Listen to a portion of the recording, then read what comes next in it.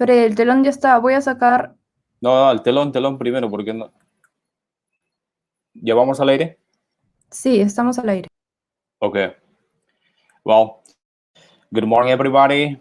How are you doing? My name is Fernandez, and we welcome all teachers who are getting online to TDC 2020. As you can see, this is our second and last training day of the event. And I remind you that the event today will be divided into blocks. Remember, the morning block with 3 presentations from 9 to 12 p.m. And then we came back at 3 p.m. Remember, Peruvian time. As you can see, we have teachers connected from different countries.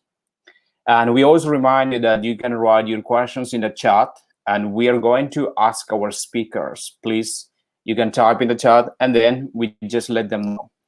And also, we remind you that to obtain your certificate of attendance, you must attend at least 5 conferences.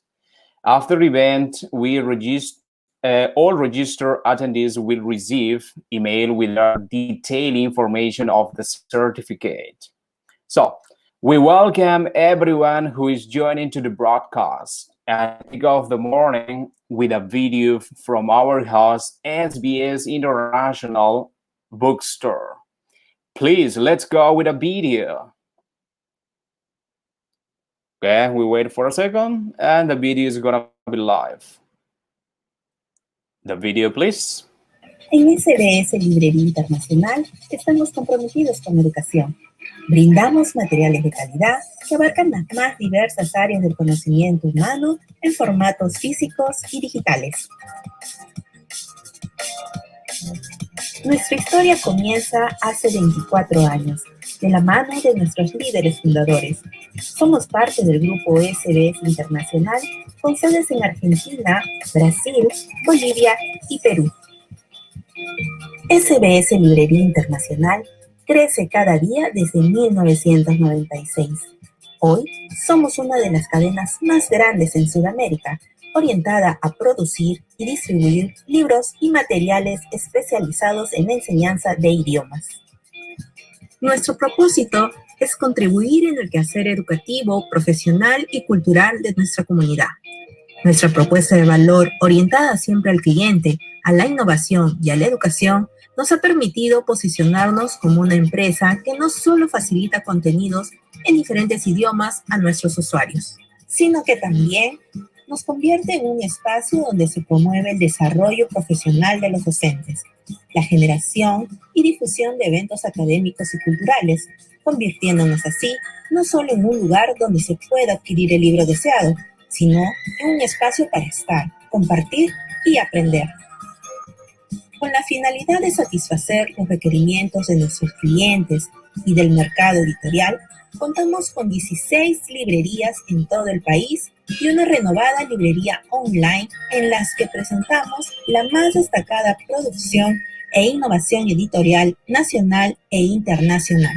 Somos conscientes de la repercusión de la tecnología en todo ámbito del conocimiento y la recreación, y por ello, SBS Online se posiciona como un potente canal de búsqueda y adquisición de material educativo y recreativo que permite acercar a nuestros clientes miles de títulos a pocos clics de distancia y desde la comodidad de su hogar. Nuestra propuesta editorial contiene materiales y contenidos por áreas temáticas. La enseñanza y aprendizaje de los idiomas inglés, portugués, francés, italiano, español, alemán, entre otros.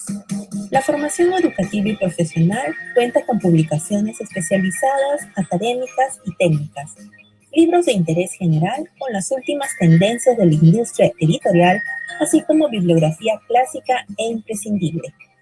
Por todo este desarrollo e innovación corporativa, queremos compartir nuestra conmemoración.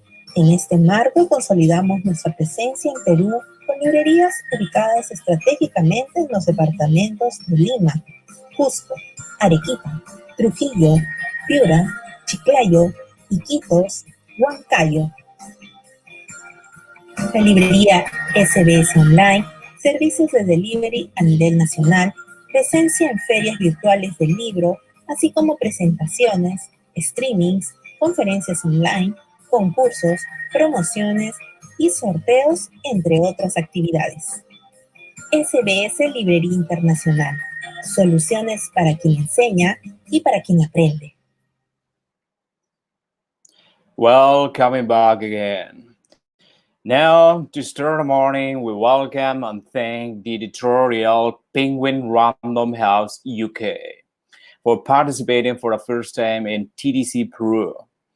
Penguin Random House UK is a prestigious publishing house that has within its educational stance the Ladybirds publishing house that has dedicated itself to developing reading material to support English learning.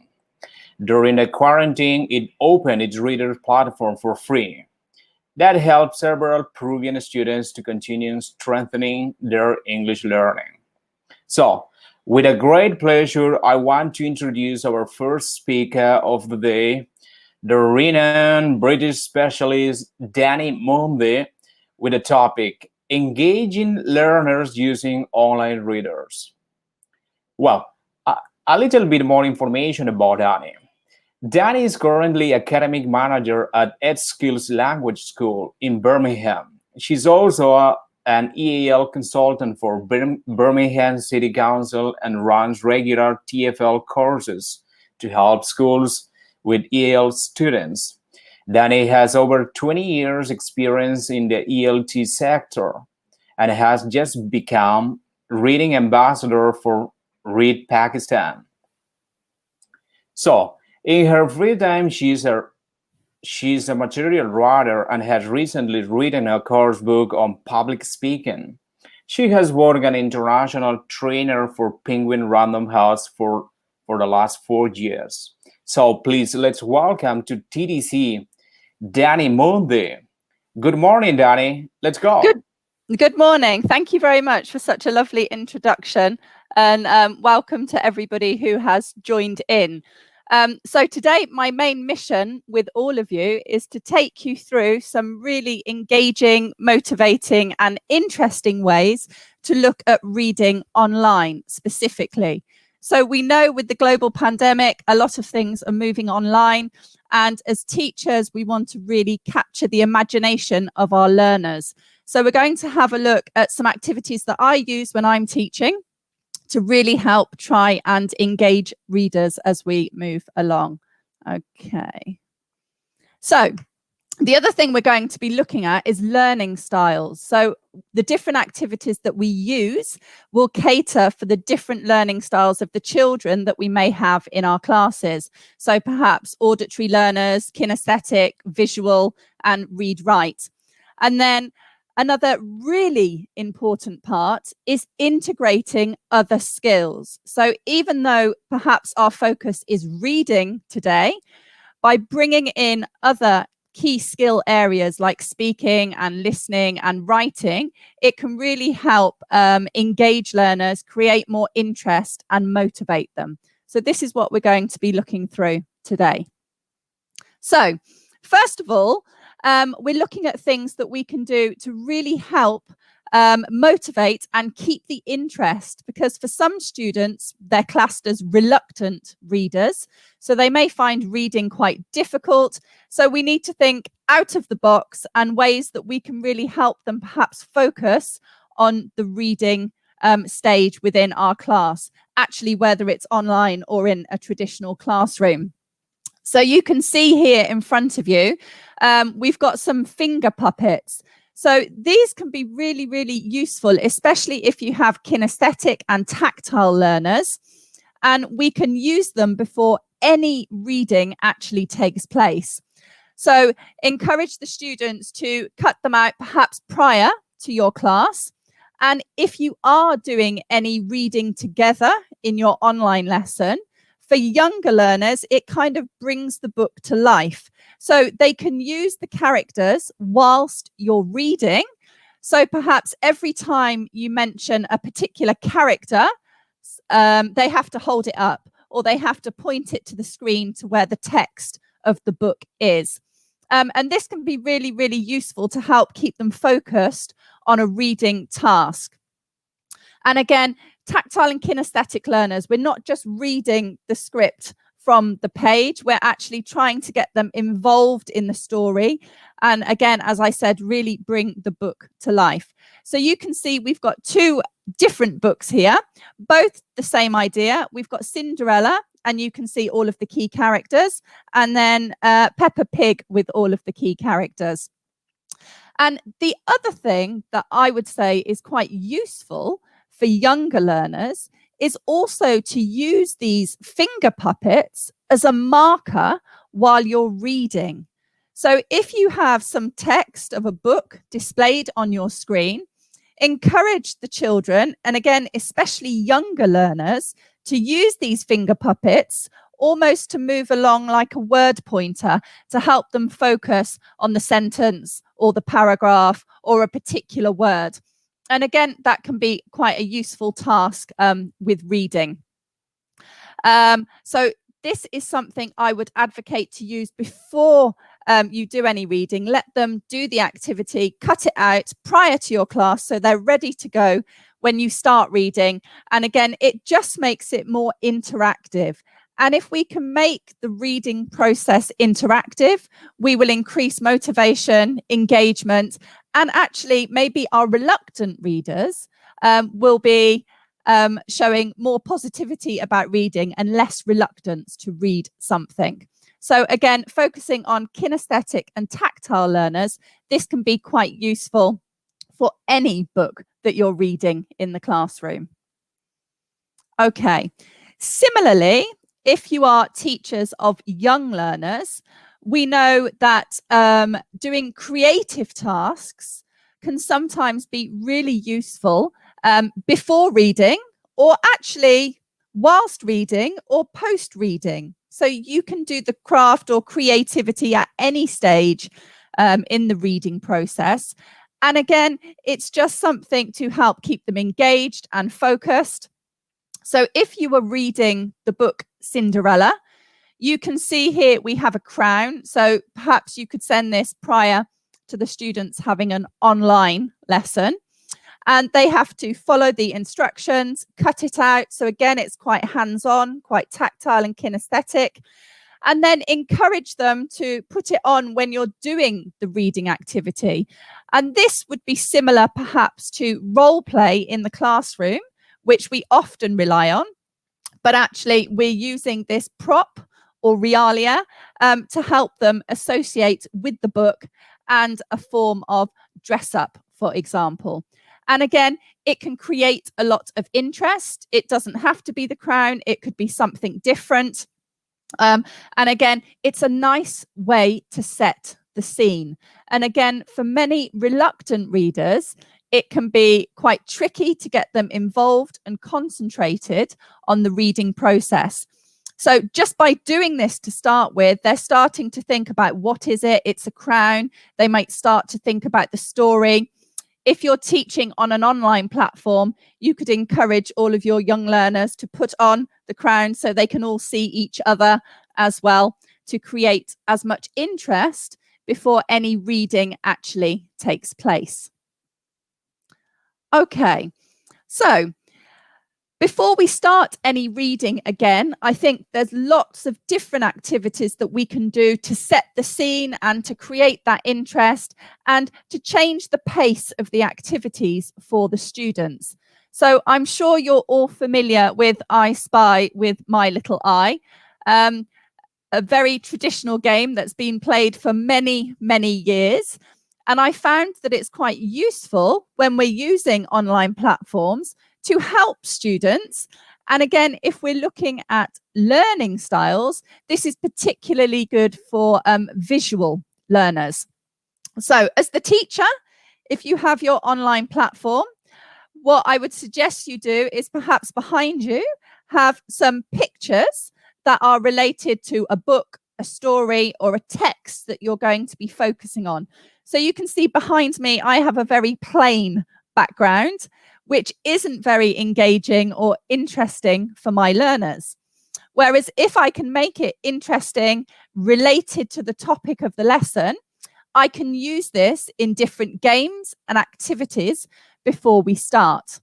So you can see I've put an arrow on going to the moon. So if you can see that front cover of the book on the screen, you will see we've got stars. It's at night. We can see the moon, perhaps an astronaut. So I would try and source these, either draw them or find a picture or perhaps even a prop and have it in my background somewhere, and use this for I Spy at the beginning of the lesson. It's an inclusive activity, which means all children can take part. So a really effective way to start the lesson. And perhaps at this point, the learners won't know that it's based around a book that we're going to be looking at, but it will help them because the items that I have around me will be vocabulary or lexical items from the book. So perhaps in some ways, this is almost like pre-teaching because I have the objects, we're talking about them, we can play I Spy and so forth. And you can see the other book I've put an arrow to is King Arthur. So any ideas for King Arthur? If you had to make a display around you of King Arthur, any ideas of what you would actually put behind you? Can you ask that as a question? Okay, so maybe a castle, a crown, somebody dressed quite regally. And again, it's a way to elicit, so to draw out information from the learners, or as it says on the screen, to play I Spy with my little eye. So it can be used at the beginning of the class to set the scene for visual learners and to create interest. But at the same time, you could use this as an activity halfway through your reading lesson, just to repeat and recycle and consolidate any vocabulary. And similarly, you could use it as a consolidation task after reading at the end of the lesson.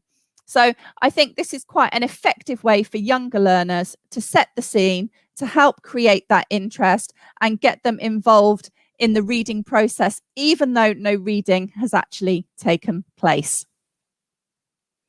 Okay, so I'm not sure how many of you have tried to use virtual backgrounds while you've been teaching online. This is something I have been playing around with because, again, when you look at my screen behind me, it's very blank. It's not very interesting and it's not very engaging.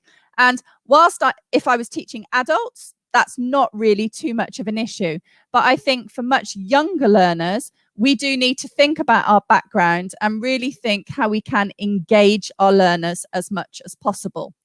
So imagine you're going to do a lesson on a storybook or a fairy tale or something. Try and find a virtual background that you can put behind you so the students will be able to see you, the teacher, and then your virtual background. So perhaps this is similar to the I Spy idea where you were putting different pictures around you, whereas this is a complete scene. Now, you don't have to be experts in graphic design to do this, because now I think with online technology and with so many schools teaching online, we have access to so many resources that we can use where these virtual backgrounds are ready-made for you, and you can pick, choose and select for each particular lesson that you're looking at. So it can really be quite interesting for the students. So rather than just seeing you as the teacher, they can see some virtual background and again, relate it to either the topic of your lesson, the book you might be reading, the vocabulary that you're looking at. And there's so many different activities that you can use without a focus on reading to start with. So you can see, set the scene. You can see I have a ladybird one here. So if this was a book on ladybirds, I've set the scene because visually the students can see the ladybird. So immediately as a teacher, I have a resource that I can use with the students, because I can ask questions and I can elicit from them what is the animal, for example, or the insect? How many legs does it have? How many spots does it have on its back? What colors are there, for example? So depending on your background will depend on the questions that you can ask to really get the students involved. And actually, for younger learners, it can be useful sometimes to change your virtual background every time you have a lesson and use that as your starting point to get them speaking and to create that interest. So again, there are so many virtual backgrounds. It's just a case of going to have a look through the different ones and find ones that are suitable, not just for your reading lessons, but actually anything you may be teaching, just to help stimulate the students from the very start of your lesson. So have a go with some virtual backgrounds. Okay, so with reading, it's maybe a bit more difficult online because we don't have the book in front of us. There are lots of ebooks nowadays. So we're going to focus on pre-reading to start with. So how can we make it interesting and how can we cater for different learning styles before we open the book and before we actually start reading? So you can see here, I'm sure you all know this book, very famous, Little Red Riding Hood. So if I was teaching on an online platform, what I would do is hide the title of the book and just focus on the pictures. Again, this is catering for your visual learners, and it's a really useful way to start the lesson. What can you see? What can you tell me about the pictures? You can ask them to think of the title for the book based on what they can actually see from the picture. Now, that sounds like quite a difficult task, but actually for younger learners, the title could just be one word in particular. They may not come up with Little Red Riding Hood. They may come up with the girl, for example, because she's quite dominant in the picture, or the wolf, because they can see the animal, or even the forest. And again, if we take all of these ideas from different students, it's an effective way to practice vocabulary related to the book that we're going to be looking at, just by using the picture that we have in front of us. Prediction is always quite a useful tool in language teaching and for reading. So perhaps we can use the picture to really think about, okay, if you haven't read the story, what do you think is going to happen? What's going to take place? And again, on an online platform, you can use the chat boxes to get students to write answers in. You can also put students into groups and make sections to make an interactive whiteboard so they can write ideas or draw things in there. Or perhaps maybe with a little bit older students, you could use breakout rooms where they could discuss together. So if we say, let's predict or brainstorm words that we think will be in the book, we could think maybe animal, danger, girl, walking, for example, and so forth. And you can do the same activity with lower levels and higher levels, but perhaps change the amount of words that you're expecting from them.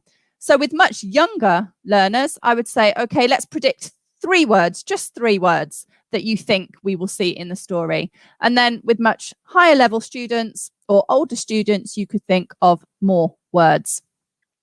And something else I've used effectively for online teaching for younger learners and also for teenagers and young adults as well is have a timer on your screen, but it's a countdown one that they can actually see. It's quite user friendly. It might look quite visually pleasing, and say, okay, you've got to think of 3 words and you've got 30 seconds. And just having that countdown clock, not just for this activity, but for any activity, can be useful for pace in your lesson.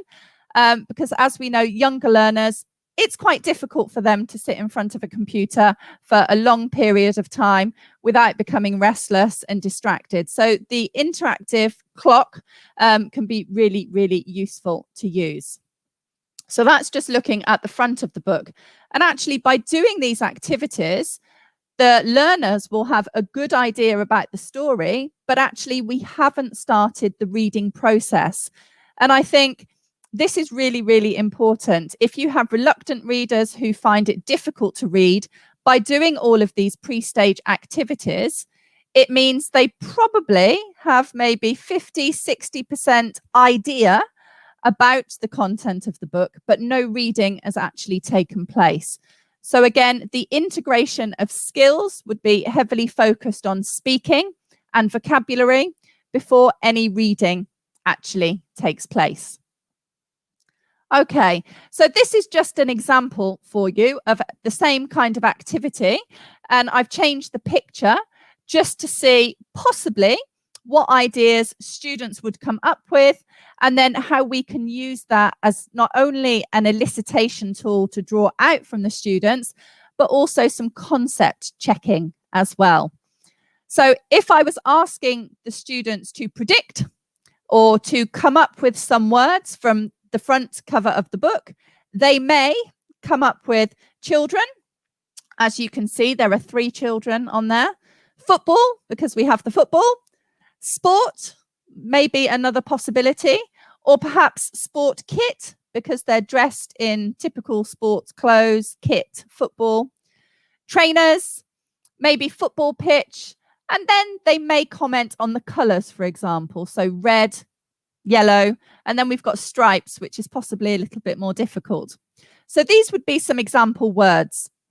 And you can ask lots of questions here. For example, do you have trainers? When do you wear your trainers? So again, we're recycling a lot of the vocabulary that is in the book, but again, no reading has taken place. And just in terms of level and how we can do the same activity, but we will get different answers depending on the level of the students. If we hide the title of John's football team and say, okay, what title would you come up with just from the visual in front of you? You can see the first one is just one word, okay, just football. So even when I'm asking for a title, it doesn't have to be 10 words. It doesn't have to be complicated or very long. It can just be one word. So it could be children, football. Here we've got playing football, so a bit longer. Football with friends, perhaps. And then the red and yellow team. And the beauty of this is different students will come up with different ideas. So all of the learners are exposed to different vocabulary, which can be really helpful in talking about the topic of the book. Again, pre-reading before any reading actually takes place. So, do you all look at the blurb of the book? So if you're reading a book with your students, do you look at the blurb on the back? So you can see I've got an example blurb here. And this is from the back of Little Red Riding Hood. And again, this is a really useful tool for teachers to use because it's a very small, condensed summary of the book in a much easier way for students to understand. And we can use that before we start reading to really help them understand maybe the idea of the book, the characters, the concept, for example. And we can use it again as an elicitation tool, which is so important in language classes because we want to maximize that student talk time as much as possible. So we could ask them to read it and ask some questions. So who was the girl? Little Red Riding Hood. Where did she go? To her grandmother's house. What was the animal that you saw in the blurb? The wolf. And again, you can make the questions quite simple or more difficult depending on the ability of your learners. So again, if we think of reluctant readers, which I'm sure you've all come across at some point when you've been teaching, a lot of text and a whole book, or sometimes even a whole page, can be quite difficult for them. Whereas here we've just got a very, very small amount, which is summarizing the main story, which makes it much more manageable and gives them a really good understanding of what's going to happen. So perhaps then the reading process will be much easier because of these pre-stage activities. So the blurb is always a really good thing to do. Again, predictions. This is another way to help get our students speaking before we do any reading. So what do you think will happen next? What did the wolf do? What happened to Little Red Riding Hood? And when at the beginning we said about an integration of skills, a good reading lesson should always involve other skills, because this helps create more balance, it can make it more interesting, and again can help different learning styles in the class. So perhaps we could have a grammar focus. So as you can see here, I've just put an arrow pointing up to the blurb, and the grammar focus would be the past simple tense. So you could say to the learners, can you underline, can you see, can you notice any examples of the past simple in this short summary of the book? So we can see we've got went in the first line, we've got lived in the second line, and then wanted in the last line. And again, we could expand on that a little bit more and break it down into regular past simple verbs and irregular past simple verbs. And this is using reading as an effective tool to look at grammar and to practice grammar. So always have a look at the blurb at the back of the book, because it can be a really, really useful tool, especially for pre-reading activities. Once you've actually finished reading a book within the class or with your students, what you can do is ask them to write their own blurb, because again, similarly with reading, students can be reluctant to write as well. It can be quite difficult. Whereas here we've got 3 sentences. It's a very condensed amount. It's quite short, which means it could be more manageable for the students. So perhaps after you've read, as a post-reading activity, you could ask them to write their own blurbs. Okay, so again, my main mission whenever I'm teaching is to make it engaging and interesting for my learners, so that when they've gone away from the class, they've actually remembered things. So sometimes we need to think of different ways and methods that we can help activate the language for our learners and help them really remember the content of what we've been doing. So can you all just have a quick read around this circle? It may make you a little bit dizzy going around. So this is the blurb from Little Red Riding Hood that we just looked at, but you can see I've presented it in a completely different way.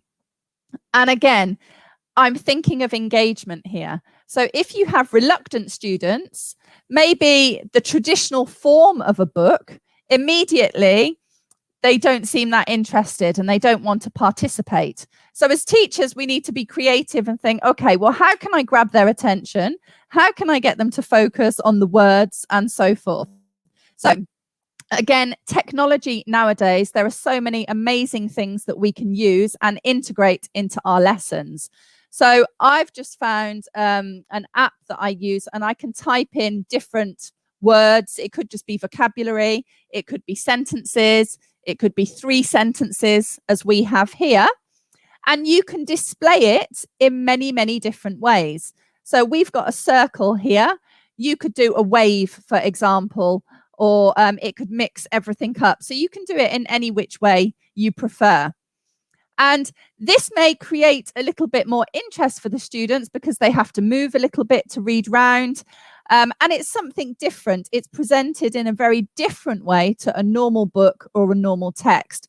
So I found this quite effective, especially maybe at the beginning of the lesson, to get them focused on the task in hand. And again, it creates that interest. Useful, as I said, for reluctant readers. The traditional text, maybe they back away from, but something that like this looks different and maybe a bit more visually pleasing. And maybe students have to read a little bit more carefully because of the shape, because they have to go around and look at each word individually. So you can use this idea in many, many different ways. Perhaps when you've finished reading, you could put all of the key words from the book that are really important and put them in a different shape and say to the students, okay, have a look at these words and then write a story or write a sentence or come up with a role play. But it's just about presenting it in a different way. So have a go at that, because that seems to have worked quite well for a lot of my reluctant readers. And this is something quite similar. You may have used this before. And again, maybe take a picture related to a book that you're going to read in class, or even you could just forget about the pictures and focus on the text. But I think generally with younger learners, anything with pictures is much better because it's more visual. And again, we're looking at technology here, and there are many apps that you can use for puzzles. So have a picture and some text, or just the picture or just the text, depending on age and level, and put it onto your screen and make it into a jigsaw. And then students can put the jigsaw back together. And it's not a reading activity, but it's focused on the reading in hand because it's related to the book. It's from the book. And it can be quite useful. Maybe the students can give you instructions so you can move the puzzle around. It needs to go here, or put it in the left-hand corner. And again, you can change the activity depending on the level of your students. So again, it's not a reading task, but it's something that can be really effective when you're teaching reading online in all your pre-stage activities before you actually start any reading. And again, the same theme throughout. It's trying to help reluctant readers. So have a go at the puzzle. Really, really interesting for younger learners. Okay, and you can see the title here says Bring the Book to Life. Probably the most important thing that we can do as teachers is try and bring the book to life as much as possible in different ways and at different stages. So you could do this before you start reading. You could perhaps do some reading with your students online, then stop and use this activity, or you could do it post-reading as well. So it's quite flexible in how you actually use it. And this is my realia, or if you're not familiar with that term, realia is just props or real life objects. So you should be able to see here, we've got a wolf and a basket. So I'm trying to collect objects related to Little Red Riding Hood. So perhaps I could have some flowers as well, because she was carrying the flowers in the basket. Maybe a toy plastic tree because of the forest. So just think about all of the props, realia, or objects that you can use, and have a tray that the students can see when you're teaching online. And this, again, can be a nice activity. You can hold up the items and the students can tell you, what is it? What do they know about it? Or perhaps you could hold up one item to one of your learners and they have to describe it, and the other students are listening and they have to try and guess what it is.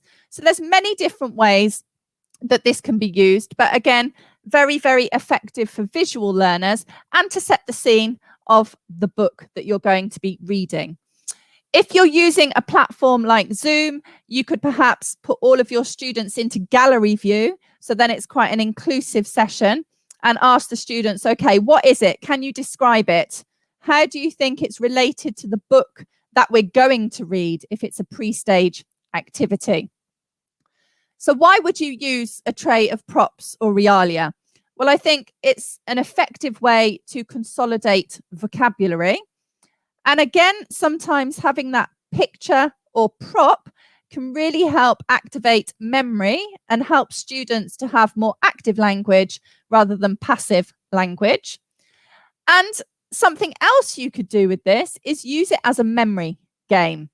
So I'm not sure about yourselves. As I've got older, and definitely as I've got over 40, my memory has gone quite a lot.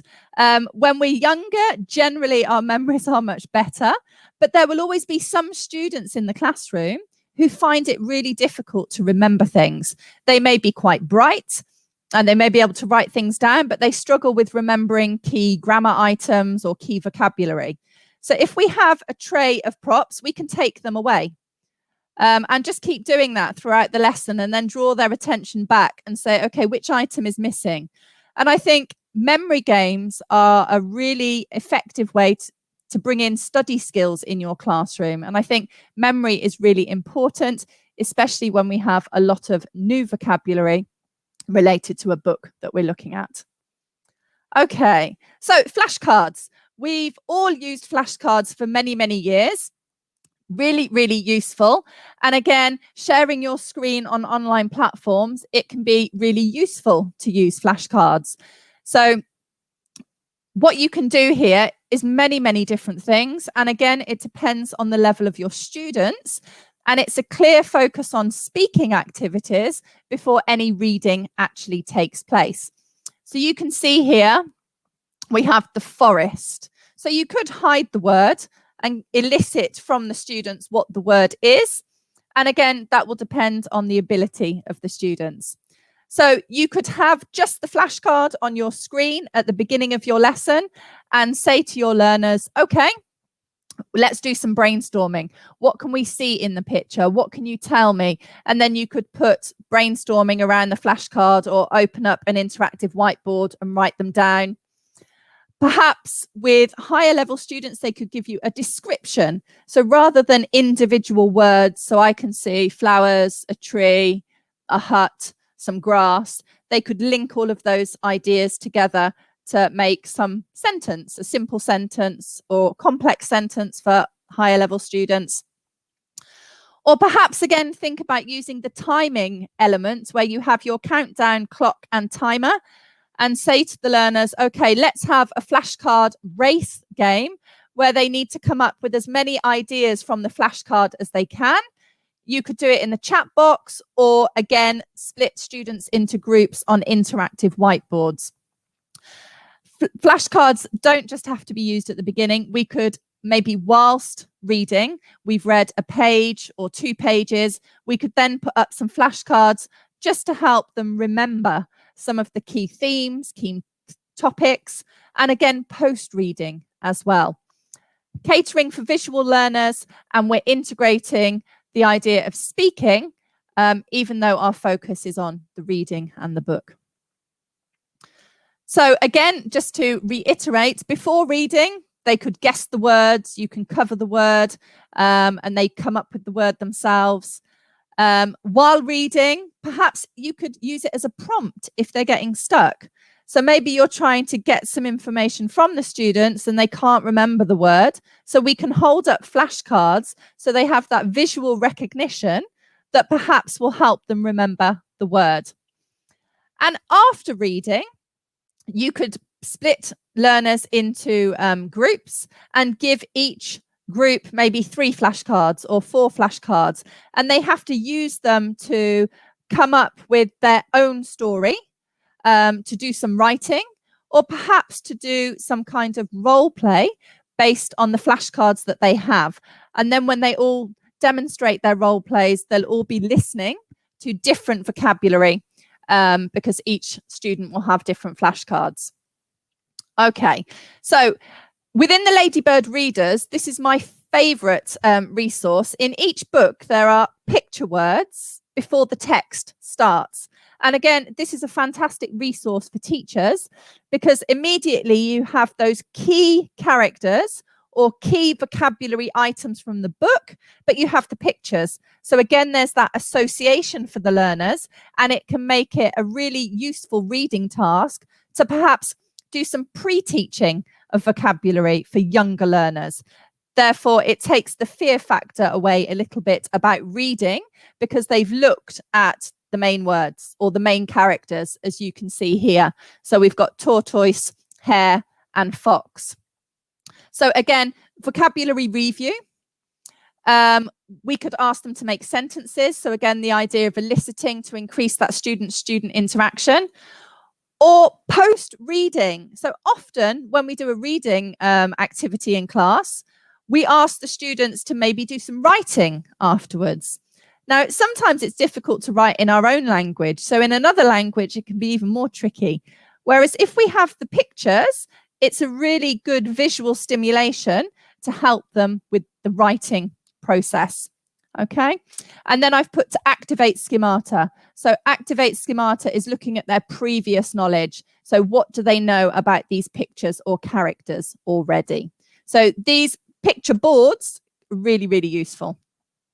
This is another example with Pocahontas. So you can see the characters are very different. We've got the chief, Pocahontas, and then some of the key words from the book. And again, they can be used in so many different ways. So if we look here, with the pictures, you could talk about each picture, or perhaps you as the teacher to start could talk about one of the pictures.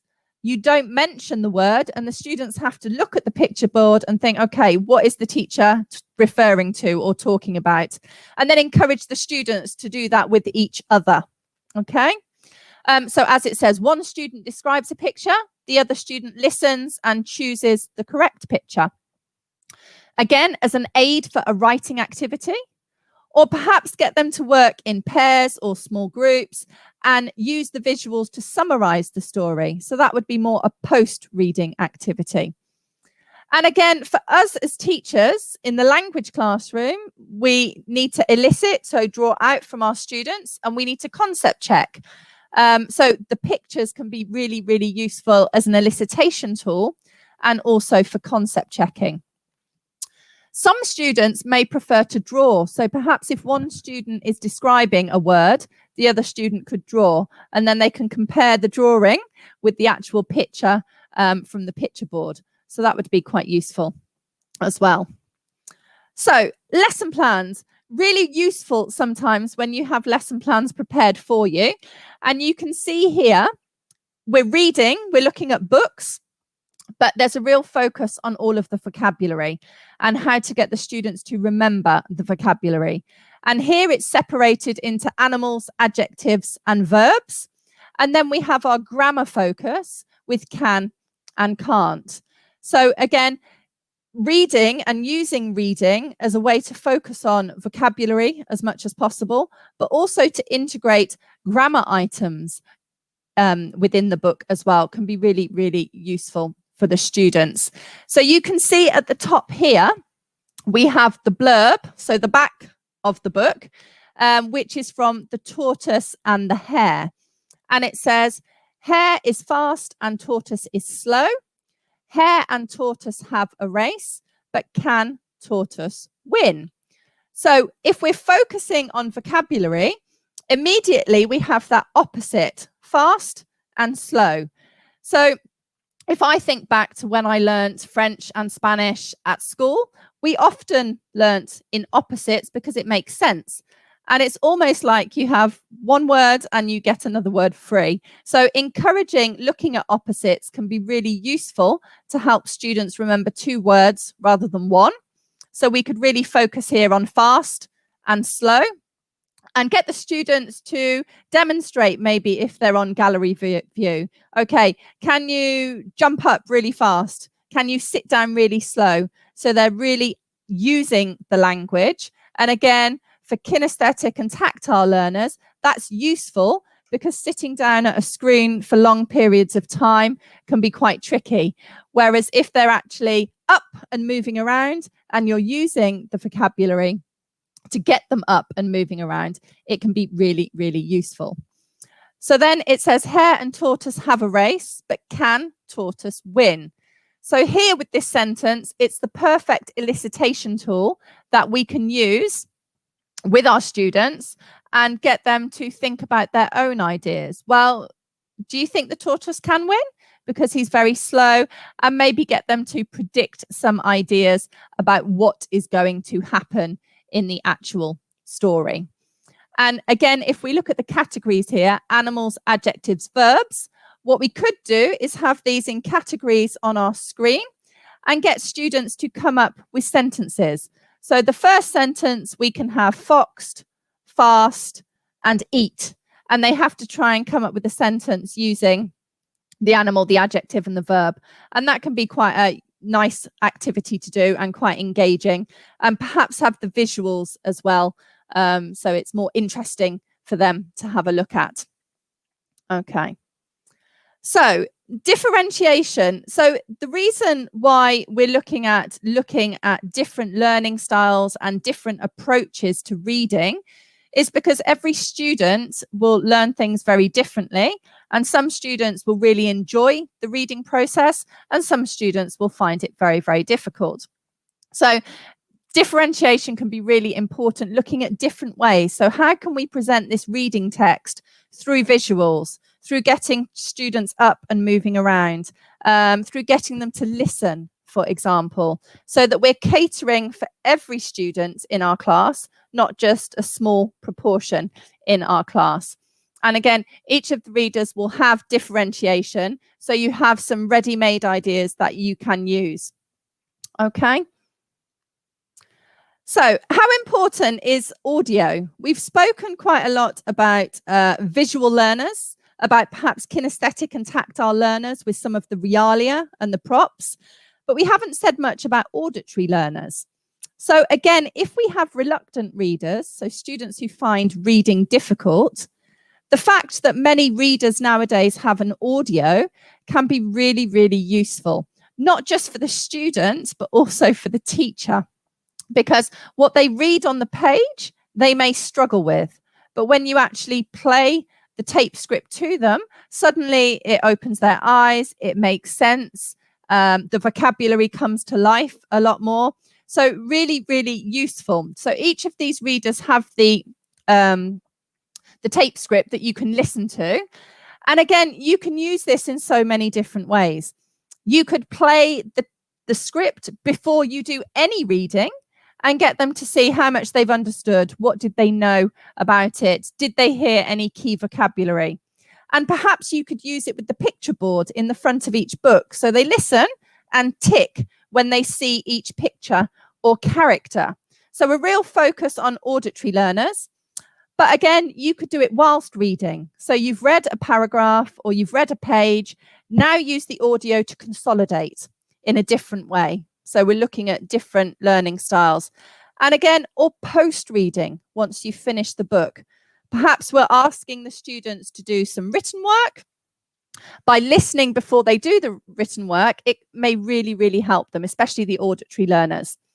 So I think this is really important because as a language teacher, our students often feel very safe listening to us as teachers. And they always say, we can understand our teacher. We know what she's saying. She's got a nice accent, or her speed is okay for me to understand. And then we play a video or a clip or some music and they panic because it's a different voice, it's a different accent, and they can think they're speaking quickly, it's not my teacher. So I think one of the most effective things that we can do in the language classroom is actually expose our students to as many different voices as possible, so they become accustomed to listening to different voices and different accents. And even nowadays with smartphones, for example, there are so many recordings that we can put on. And I often ask my husband and my children and my mum and my sister, and I give them a short script and ask them to speak. And I use that in my classroom because it's not my voice. And then the students are listening to something else. So again, it caters for auditory learners, but also it's just an important language skill, because if you think of English as a global language, we all speak so differently. And by exposing students to different voices can actually be a really effective tool for learning languages. Okay, so we've got a scavenger hunt here. So perhaps you've done some reading or part of reading online with your students, and then you ask them to go home and do some homework and say, okay, this is what we've read today. Go into your house and see if you can find 2, 3, 4, or 5 objects related to the book. And at the start of the next lesson, you can have all of the students on gallery view and they can show you these objects. So this can be really, really useful. Similar, I'm sure, to traditional classrooms of show and tell, which is a typical activity globally, but this is just adapting it for the online platform. And they can talk about their objects, they can share them, there will be interest because there's different realia that the students have and they can see. But from an educational point of view, it's an effective way to consolidate vocabulary. Well, how does your object relate to the book? So we're repeating and recycling as much as possible, which is really, really important. I've put here 2, 3, 4, or 5. It will depend on the level of your students and their age. Maybe much younger learners, just 1 or 2 objects. Again, teachers know their students better than anyone else. So think about how many objects would be best for your students. But again, we're bringing the book to life, which really helps the whole reading process. So a scavenger hunt can be really, really useful for the online platform. Okay, so role plays. How do we do a role play online? So you can see here there is a role play that's ready-made for you, and each graded reader will have that. But I think we need to think about how we can use it online, because it's such an effective tool that we use in traditional classrooms. So think maybe of the gallery view that you have on most online platforms, where you can see each student individually. You can give them each their character, and they can do the role play together collaboratively as a task. So one student will go first, then the next student, then the next one, and they're all watching each other and listening to each other. So slightly different to how we would do it in the classroom, but I would encourage the students to maybe stand up and use some body language as well, because again, sitting down for a long time can be quite difficult for them. So there are ways that we can use role plays. It will just be quite different to how it is in the classroom. Okay, so there's an example of Pocahontas. You can see we've got narrators, characters, so a really useful consolidation task at the end of reading. And this one, we've got the tortoise and the hare. So here we've got 3 characters. So perhaps you could ask 3 students to do it, and then another 3 would do it. Or if the students are good with technology, then breakout rooms can be quite useful and they can practice together. But of course, with breakout rooms, that will very much depend on the age and level of your students. Okay. And again, the visuals of the book. So we're looking at reading, but using the visuals within a book to ask lots of different questions, to integrate grammar and fun activities. So you can see here, they could describe the picture. You could hide the text and they could write their own text or predict their own text. One student could describe what they can see on the page and the other student draws.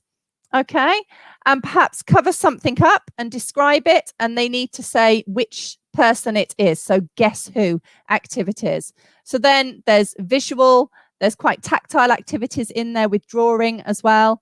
Acting out, they could move around a little bit, even if you were doing it on an online platform. So again, just a real focus on online activities and how to make it interesting and engaging for our students. These are some activities from the back of the book. And again, we can see, if you look at number 3, questions and answers. So role play kind of scenarios to encourage a lot of speaking, which will recycle the vocabulary. You can see the words in a big circle and they have to look and find the words. So again, more interesting for it to be presented like this than just words on the page. And with all of these activities, it's quite high student-student interaction. So we're looking at maximizing the student-student interaction and decreasing some of the teacher talk time. So just some other activities before we come to the end of this presentation that I use quite a lot in the classroom and also with my own children, because we've had to homeschool for quite a long time. Picture bingo. So if you've got very young learners, think about the pictures that we had on the picture board and use that at the end of your lesson to consolidate the key characters and the key words. It's a nice end to the lesson and it's quite interesting, and it really caters for visual learners as well. So again, we're integrating these different skills for different types of learners.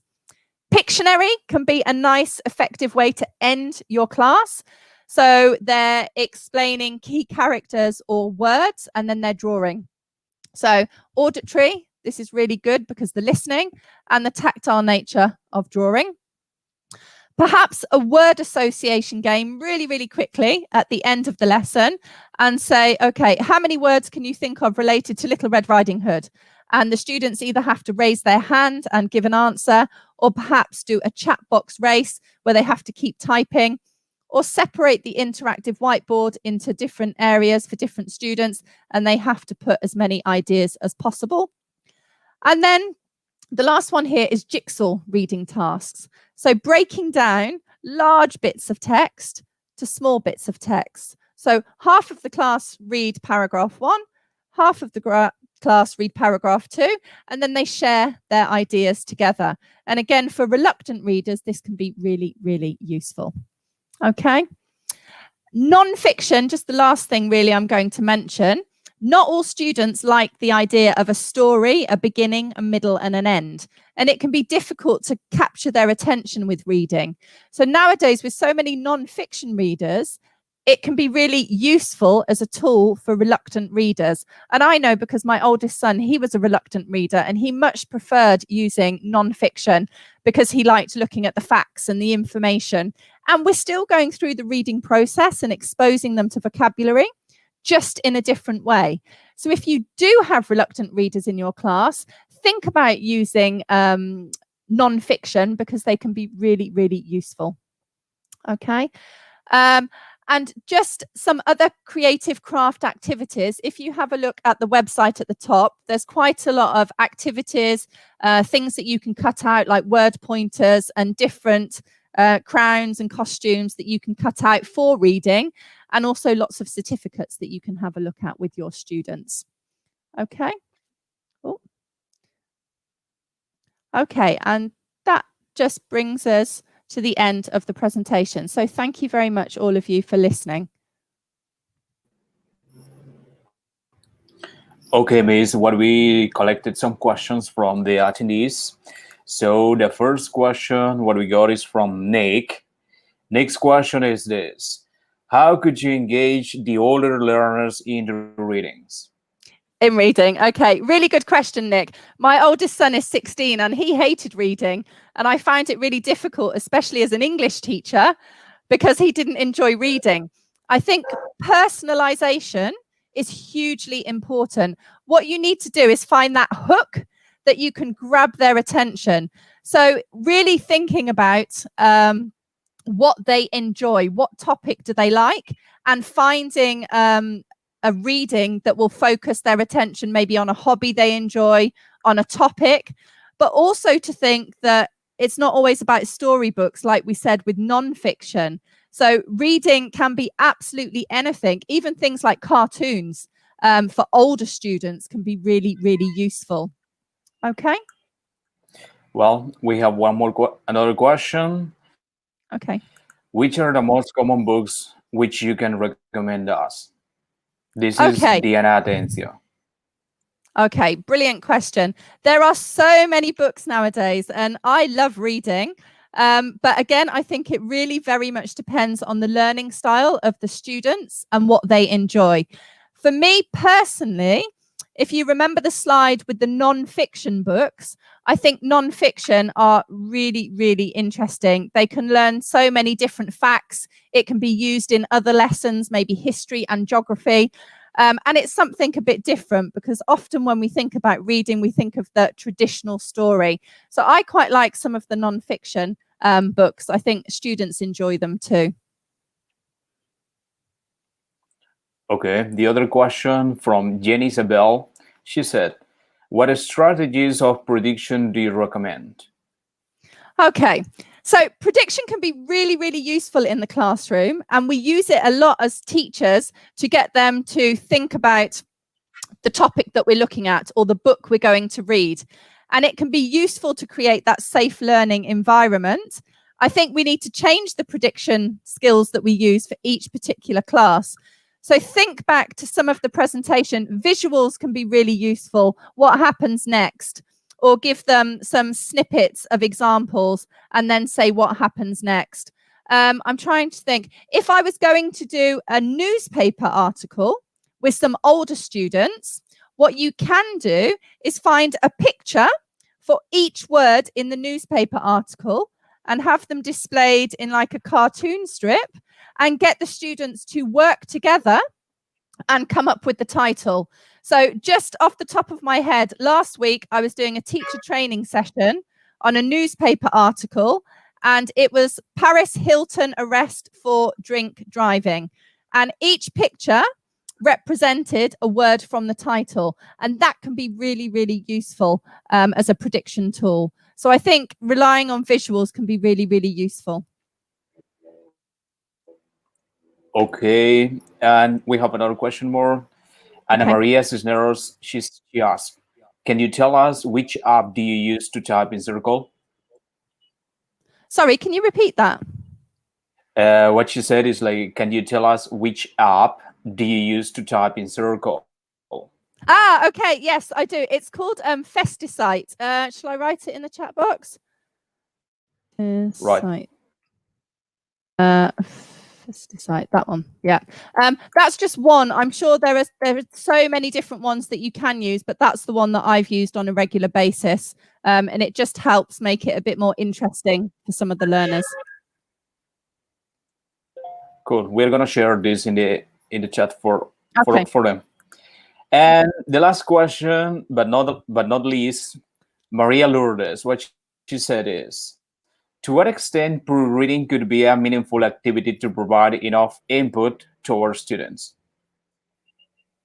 Okay. It's quite difficult at the moment with an online platform with reading. I think what we have to do is break it into stages. So pre-reading, what you do whilst reading, and what you do post-reading to make it meaningful overall. And then also catering for each learning style and ability within the class. So I think looking at reading strategies, so things depends on the age of the learners, but with older learners, it could be skimming and scanning. I think one of the best things we can do as teachers, which is sometimes mission impossible, is encourage our students to do extensive reading outside the classroom, because reading in general will help their vocabulary, then in turn will help their grammar, their writing, and other skills. So I think breaking it down definitely into pre, whilst, and post would be useful. Okay, thank you very much for your presentation, Miss. We really appreciate it. Have a good morning and a good afternoon. Thank you. Thank you. Well, just to continue now, what we have to do now is we want to welcome back to NatGeo editorial, and to get a little bit more information about a publisher. Please, I invite you to watch the next video. Tim, let's go, please, for the next video.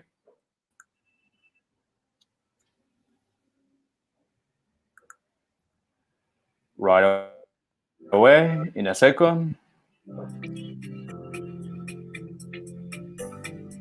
At National Geographic Learning, we serve English learners by reflecting the mission and work of National Geographic in our programs. We are inspired by Alexander Graham Bell's original goal for the magazine to be about the world and all that is in it. And we try to bring the world to the classroom and the classroom to life. If you look at our learning programs, you'll see that they're like workbook versions of National Geographic, filled with incredible photography, fascinating stories, and the real work of explorers. Explorers in particular resonate with learners because the explorer's search for knowledge and understanding is the very essence of education. At National Geographic Learning, we believe it's an incredible world, and we want to share that with students. We want students to be filled with awe and curiosity by amazing photographs and stories of their world and all that is in it. Because we know that a curious student is a motivated student, and we believe that a motivated student will be a successful student. With our programs, we're always mindful that we're not just teaching vocabulary and grammar. We're opening up the world to students who have otherwise not experienced it. Students in China, Vietnam, Brazil, Saudi Arabia, Eastern Europe, literally everywhere. We want to help these students experience their world and develop their voices. Besides having great National Geographic content, we also work with TED Talks, and we are TED's exclusive partner in English language education. TED Talks are the single most widely sourced videos for English learners, popular both because of the ideas in the talks and because of the natural English used by both native and non-native TED speakers. Ultimately, the incredible content we have from National Geographic and TED enables us to develop programs that are relevant, motivating, and powerful learning tools that bring the world to the classroom and the classroom to life.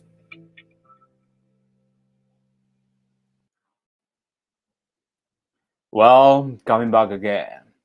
Now, what we are going to present our second speaker of the morning, the renowned specialist and consultant, Luciana Fernandez, with a topic, the power of visual literacy to enhance language thinking skills.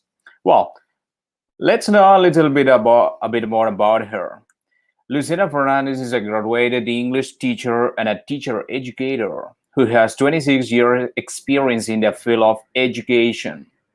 She has specialized in methodology, teaching practice, early years education, literacy, and critical thinking. She holds a diploma in education research from University of Cambridge, Faculty of Education. She has also 2 postgraduate certifications in teaching for comprehension and thinking cultures. Luciana has presented at numerous congresses in teaching for comprehension. Luciana has presented at numerous congresses and conventions, both nationally and internationally, and was awarded an IELTFL scholarship in 2016. Currently, she is a senior academic consultant for National Geographic Learning and Trinity College London, Argentina, and she is an educational advisor at several schools. She has been both teacher and head teacher at several institutions in Buenos Aires, and she has been a teacher trainer at SRP, English Speaking Scholastic Association of River Plate, for the past 14 years. Please welcome to TDC, Miss Luciana. Good morning, Miss. It's all of you. Hello, good morning, everybody. Can you all hear me? Can you all see me? Hello. It is so nice to see so many people here. And I'm really, really happy to be here with all of you today, saying hello from a stormy morning in Buenos Aires, Argentina. So it's a privilege for me to be part of this fantastic event in which I will be talking about the power of visual literacy to enhance language and thinking skills. So if you are all ready to start, let's do so. Okay, next slide, please.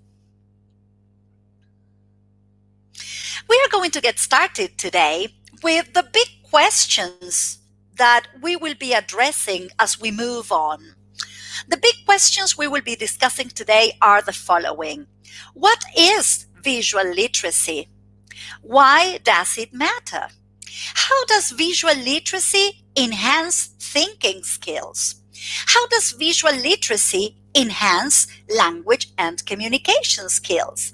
And of course, how do we work on visual literacy in the language virtual classroom?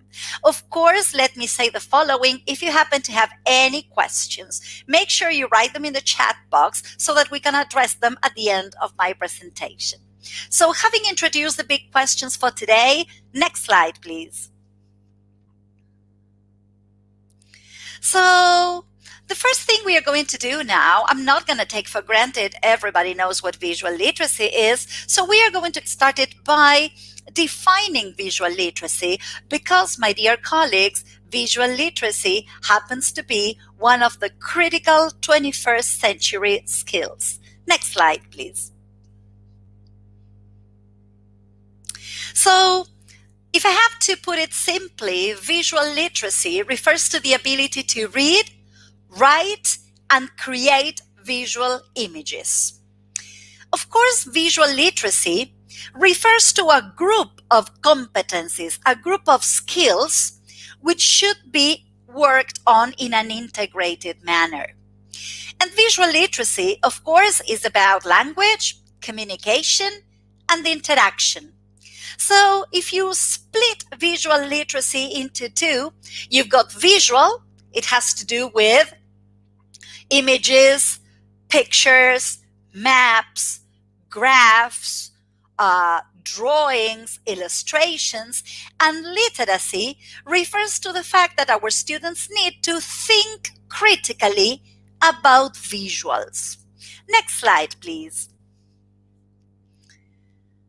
So I really wanted to share with you a quote from The Age of the Image, okay, by Stephen Apkin, saying that we are talking here about the ability to express oneself in an effective way through the text of the moment, the prevailing mode of expression in a particular society. To be literate, in other words, it's to be conversant in the dominant expressive language and form of the age. And I don't know if you agree with me, my dear colleagues, but we are in a world that is more visual than ever. Our students are bombarded with visuals. That's how they have access to information. So this means that if our students live in a fully visual world, they need the critical thinking skills to make interpretations out of all those visuals they have access to. Next slide, please.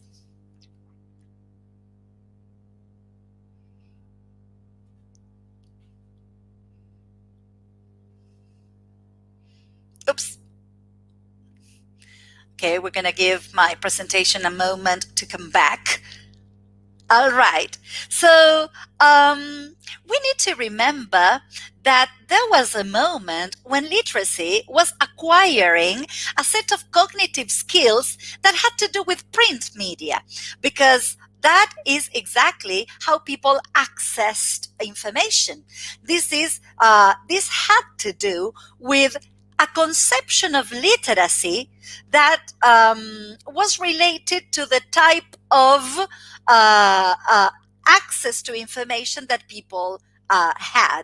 So if print media was what was happening in the world of these students, that was the conception of literacy in that moment.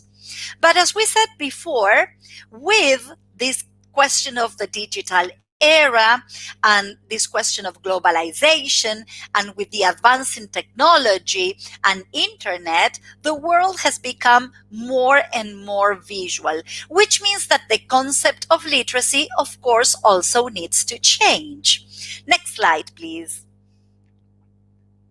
So something that is really very interesting to discuss today is that actually the kind of access that our students have to information today is presented through multimodal ensembles. And I wanted to clarify this for you. What are multimodal ensembles? A variety of cultural and semiotic resources that articulate, render, represent, and communicate an array of concepts and information. So many of the digital creations that our students have access to are examples of multimodal ensembles because they consist of different media put together. This means that students access information in a format that has several layers. So my dear colleagues, my call of attention today has to do with the fact that the needs and demands when it comes to literacy have changed, and we teachers need to address this. Next slide, please. So, visual literacy is about reading visuals and our students writing or producing visuals. So when it comes to reading visuals, we are talking about our students' competencies, abilities, skills to find the right visuals they need, access the visuals they need, analyze fully the visuals they actually encounter, evaluate, and here I am talking about assessing the visual to see if it is reliable, if it is real. It's about making interpretations out of a visual. It's about responding emotionally to what a visual presents to me. And most importantly, it's about being critical. It's about questioning visuals. And then when it comes to producing or writing visuals, we are talking about using creativity to communicate ideas to others through visuals, designing, planning, developing, and expressing oneself through a visual. Next slide, please. So we have already defined what visual literacy is. We have somehow begun to determine its importance, but now we are going to go deeper into that. Why is it critical that we teachers include in our lessons the explicit teaching and development of visual literacy? And these are the considerations we need to bear in mind. Our students are surrounded by multimodal ensembles. This means our students hardly have access to just print now. And if you pay attention, let me just share an anecdote with you all. But my own kids tell me, and if you think about social media, my own kids tell me that Facebook is something that older people use. And once I said, what do you mean by that? Do you know what they told me once? Oh, it's got so much print. Just think about the social media our new generations use the most. They are highly visual. They are definitely multimodal ensembles. Digital technology has transformed the way in which we tell stories. We tell stories by posting a photo on Instagram. We post a story by sharing a tweet. The more technology moves forward and the more social media develops and changes, the needs for literacy development also need to change.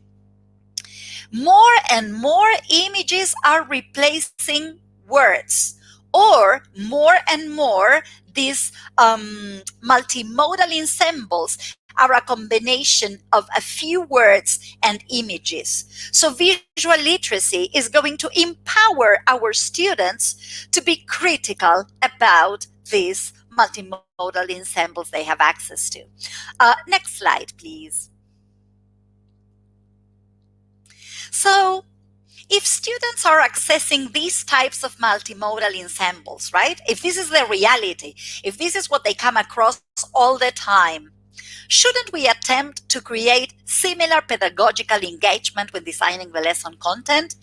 So I am pretty sure you will agree with me, dear colleagues, when I say that education prepares students for life.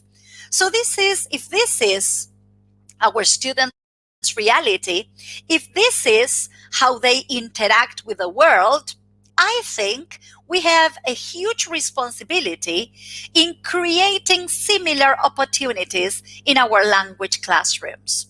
Next slide, please. So we have already defined visual literacy. We have already discussed why it matters.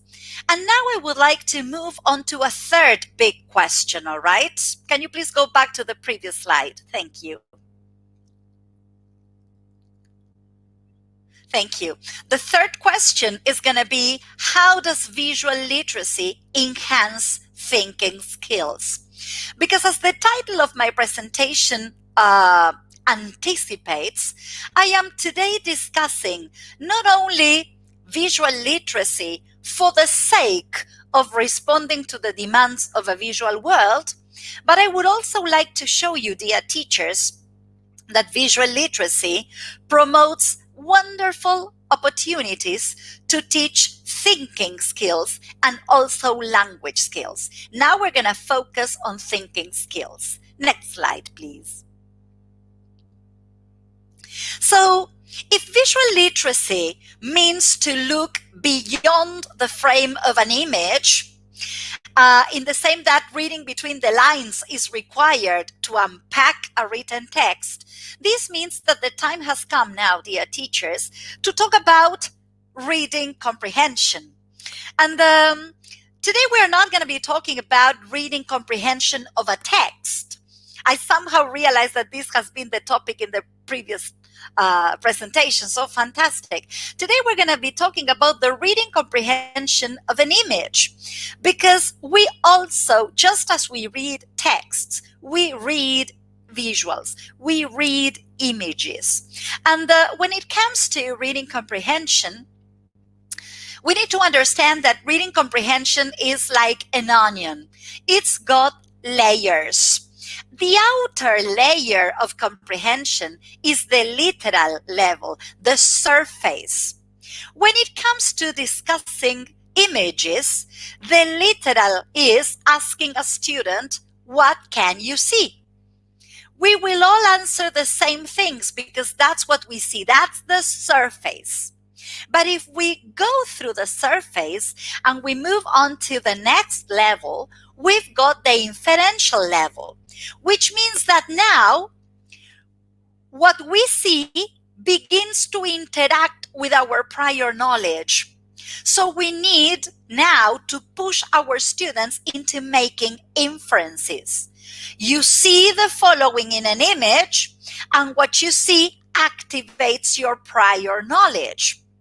The combination between what you see and what you think about what you see ends up in an inference. But we can keep on digging in. And now we've got the emotional level of comprehension, which has to do with an emotional response to what I see. What is happening to me as I look at this visual?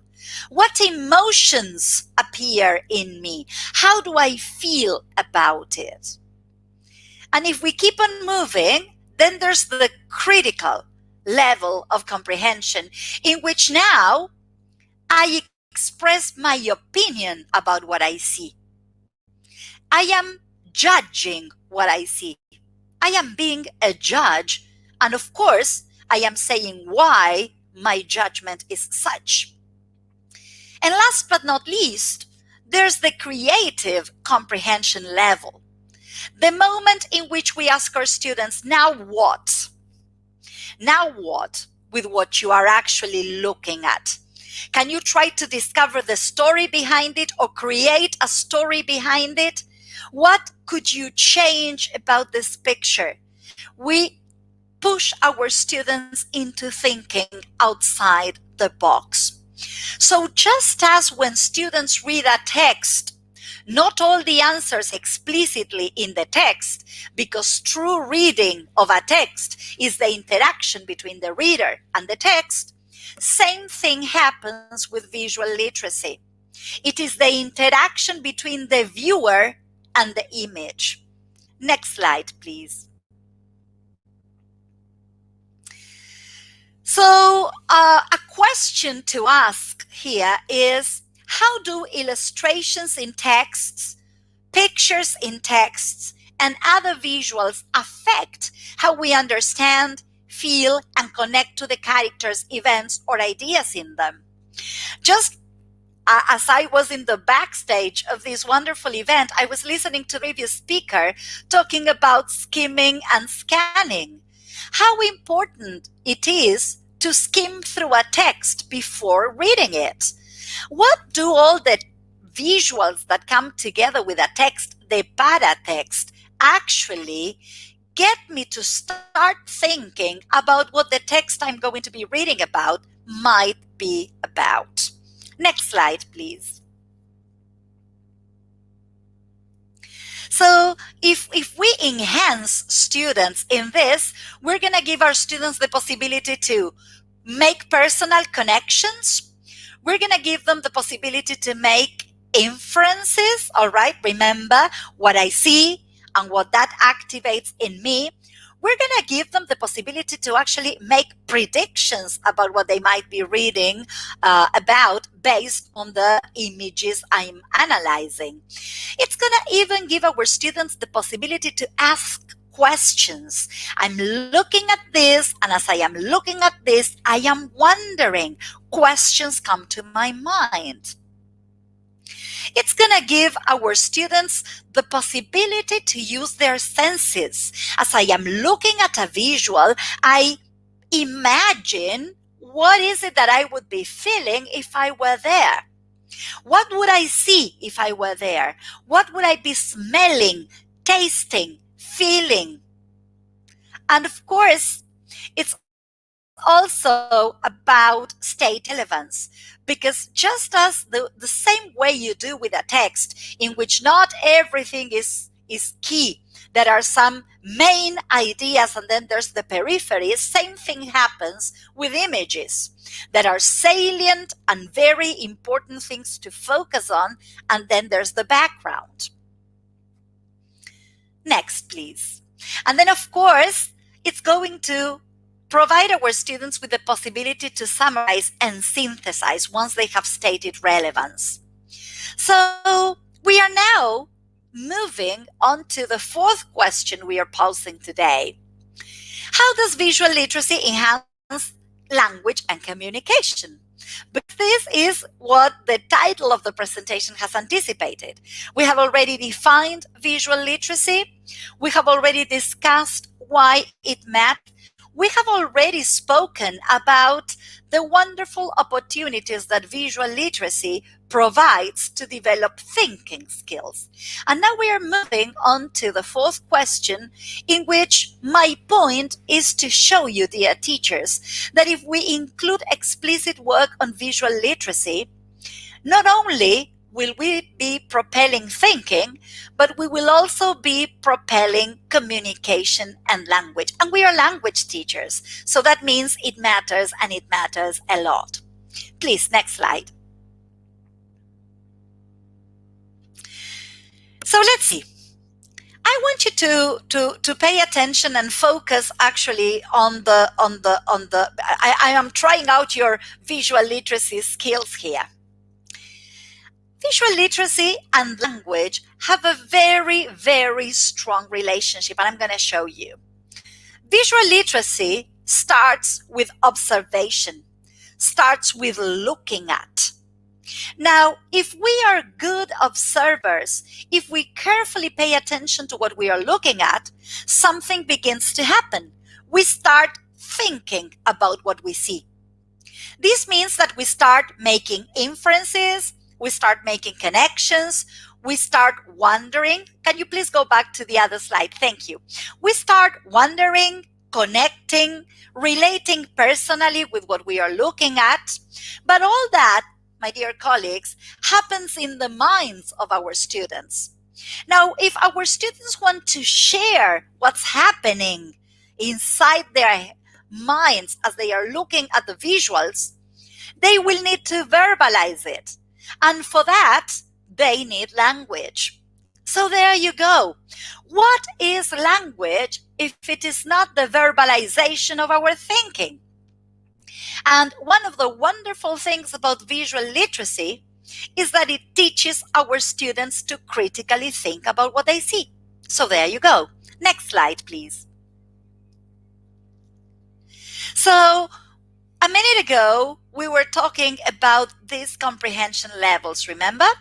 We were talking about the literal, the surface, the what can you see, the inferential level, which is what do you think about what you see, the emotional level, which is what do you feel about what you see, the critical level, which is what's your opinion about what you see, and the creative, which is the what now, or what can you actually transform this visual into.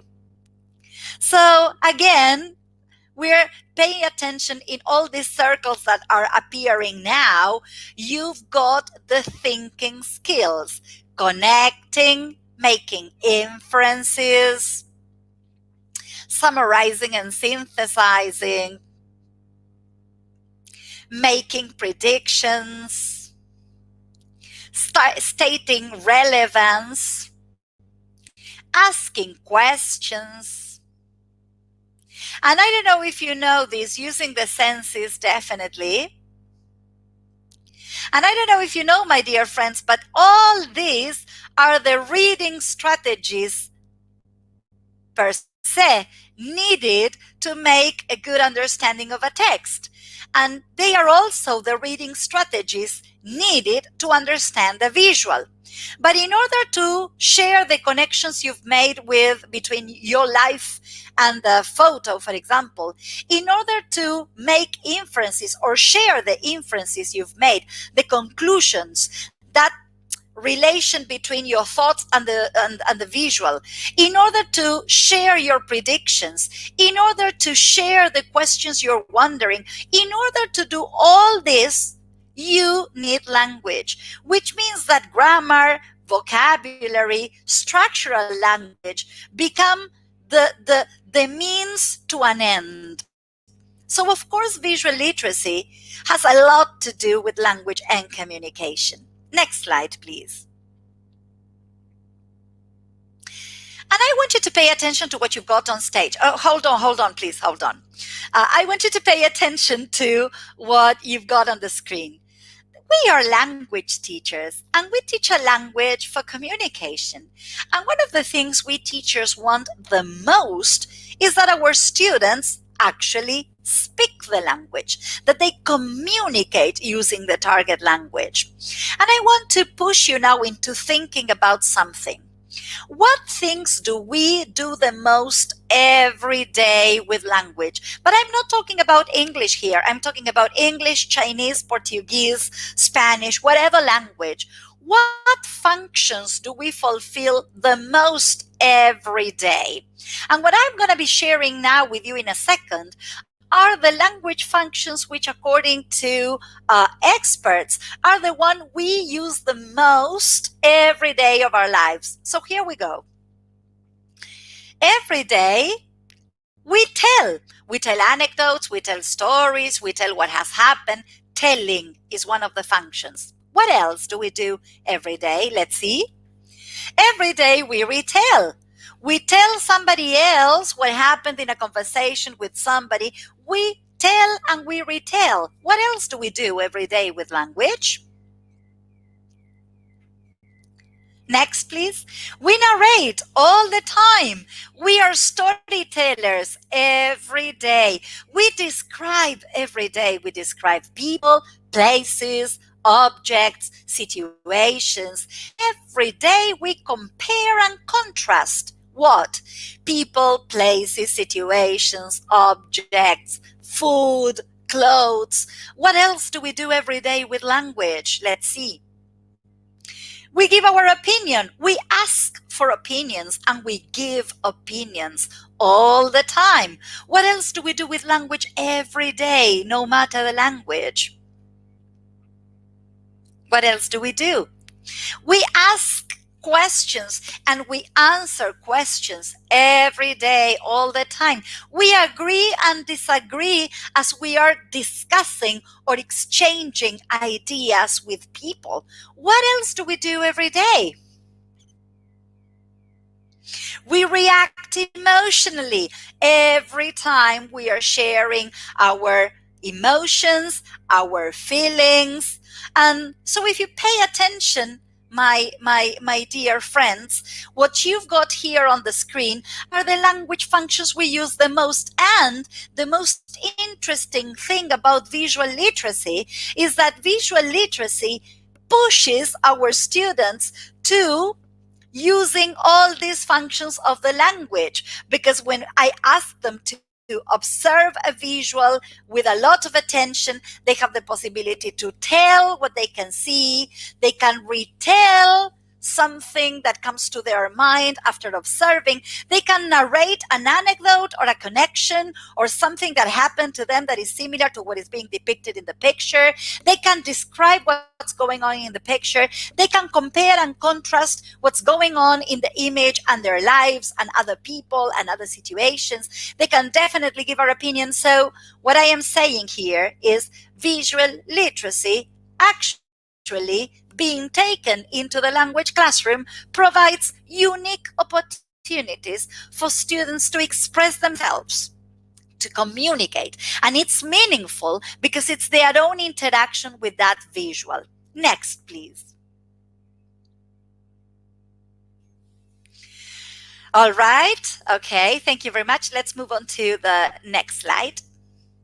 So this means that language is performative, people. We do things through language, and the fantastic thing is that visual literacy definitely provides very rich opportunities for this. Now we are moving on to another big question I said we would be addressing today, which is, how do we do it? Okay, we are all convinced. Now we understood what visual literacy is. We have already discussed why it matters. We have already come to realize that visual literacy is fantastic to promote not only thinking, but also language and communication. Now the question that remains is, how do we do it? How do we bring visual literacy development to our classroom? And I am writing here between brackets, virtual, because that's the contingency we are going through very unexpectedly this year. Next slide, please. So let me make an attempt at providing some practical ideas that I hope you can adopt and adapt.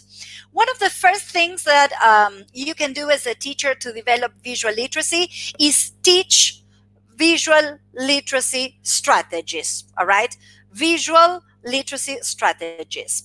Just like there are strategies that we use to decode a text, all right? We've got strategies to decode and make the most of our comprehension of images. And here are some very important things to know. We've got salience, vectors, contact, and power. Next slide, please.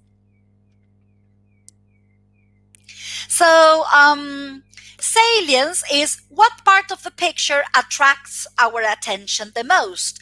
This has to do with paying attention to color and shapes, characters, the perspective, the foreground, the background, and asking our students the question, why do you think the author, the photographer, the illustrator has chosen this part? And how does it affect the way we feel about what is happening in that illustration, photo, picture? Vectors. How do our eyes move across and around the picture to understand what is happening? Where do we look first? Does the eyeline of the characters have an effect on how, I don't know, have you ever seen a painting that seems to be following you as you move? This is the kind of analysis that we teach our students to do with vectors. Contact. Are the characters in the photo, illustration, drawing, are the characters looking directly at us, or are they looking anywhere else? And what effect does that have on how I feel about the photo, painting, illustration? And power. Who or what has the power in the image? What a critical question there we've got, don't we? Is the eye level high, low, or even? How are the shapes and the bodies and the objects and perspective organized to determine who has the power in an image? So if you pay attention, dear teachers, working on salience, vectors, contact, and power is so much more than asking, what can you see? Next slide, please. Another tip, by giving students time to slow look. Slow looking is a very interesting concept, and it has to do with actually teaching our students who live in an era in which everything is fast as it can be. It's teaching them to slow down, to carefully observe and look.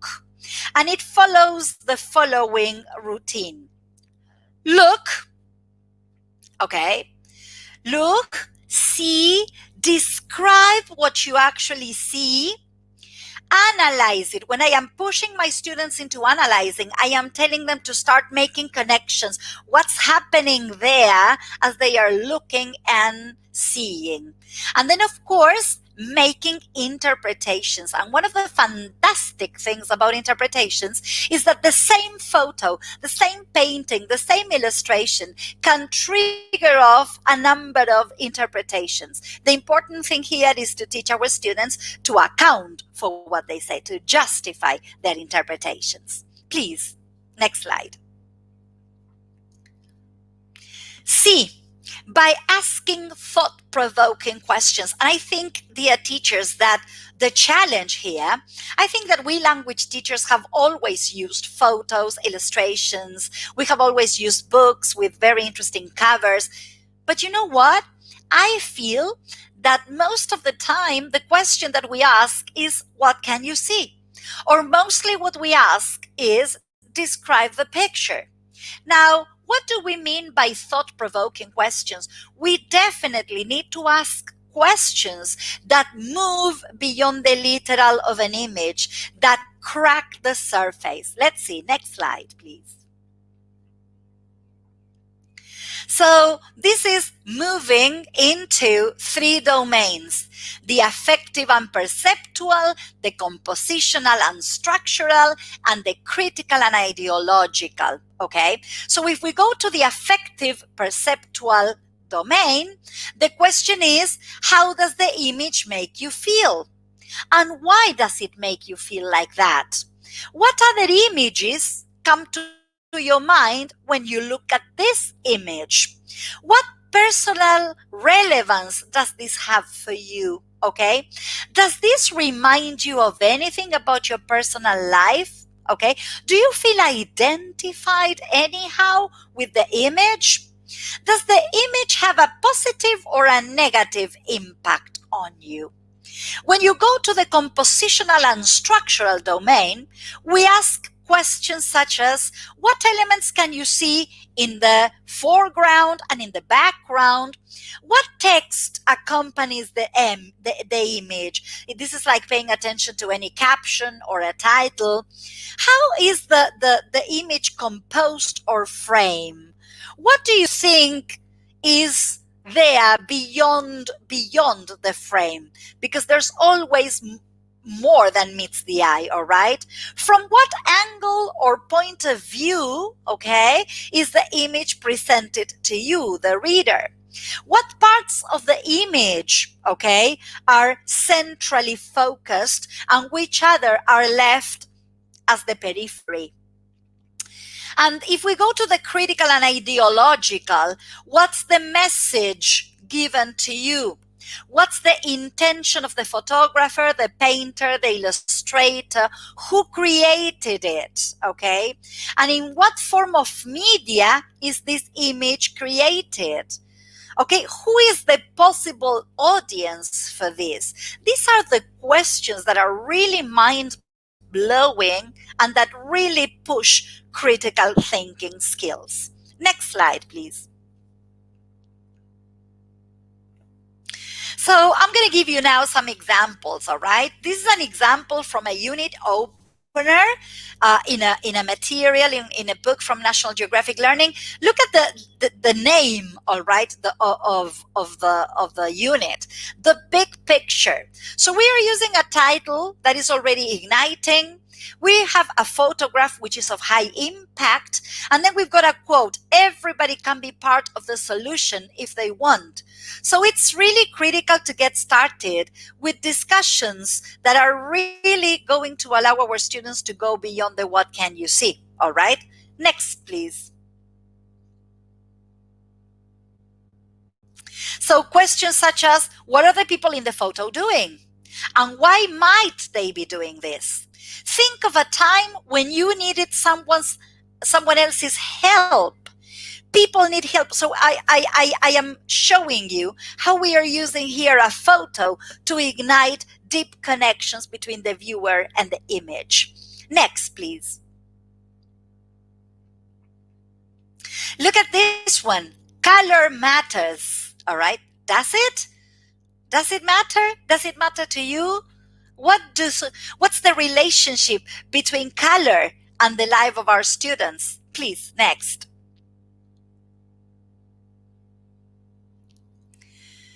And I want to tell you a short anecdote, but this is what, hold on, please. An image that I used for to trigger off a discussion with my students. And I asked them to look at the photo, and then I asked them, what can you see? All right. And the students were kind of describing what they could see. Before presenting the photo, I asked my students, how do you go to school every day? And they told me that they would go by bus and by car, on foot, by bicycle. And I even had a student who complained about having to go on foot to school. And then we read a text that went together with this image, in which our students learned that this is the way these kids go to school every day of their lives. And I remember when the class was over that one of the students said, you know what? I don't think I will ever complain about going to school on foot. That is empathy. Through photographs, through images, we can bring the world to the classroom and build on such important skills as empathy, for example. Next slide, please. I even will encourage you to develop visual literacy with very young students. Here's a very, very fun activity that I do with children. And I encourage them to look and say, well, if it is not a wave, then what is it? So students provide lots of very creative answers. If it is not a crown, then what is it? And you will be delighted to see the kind of answers that students will definitely bring to the classroom. Next, please. Now, another very good thing that you can do to enhance visual literacy in the classroom is to teach students to organize information and organize their thinking using graphic organizers, thinking maps, or templates. So a characteristic of our materials in National Geographic Learning, for example, is that we teach deliberately how to use graphic organizers, charts, thinking maps, for example, a Venn diagram, if you want to compare and contrast places, people, concepts. The theory behind graphic organizers is that they make thinking visible, all right? Everything that is going on in the mind, we can actually organize and make visible to ourselves and others. Next slide, please. And next. And of course, I will definitely invite you to use graphic organizers because it's not a matter of age. There are wonderful graphic organizers for students of all ages, like the I See, I Think, I Wonder, which is a fantastic routine to develop visual literacy. So students have to write here or discuss what they can see, all right, what they think about what they actually see, and also we push them to asking questions. And here, for example, picture analysis graphic organizer, the questions that come to your mind, all right? So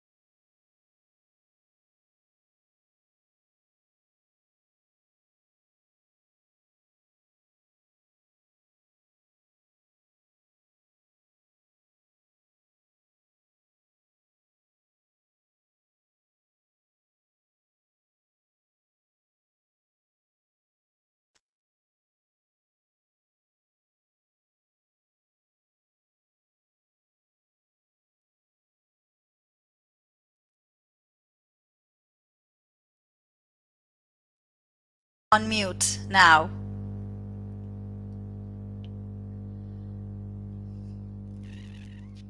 Ah, fantastic. Okay, so let us move on. I'm about to finish. How else can you work on visual literacy? Of course, by making the most of book illustrations, okay? Working with book illustrations is a fantastic opportunity. Work with the cover of the book and the illustrations of a book, okay? Next slide, please. I want you to see these fantastic graphic organizers that you can use with students of all ages. You can encourage them to preview, or as the previous speaker mentioned, you can engage students in skimming. Look at this fantastic worksheet. It's called Cover Walk and Preview. Read the title.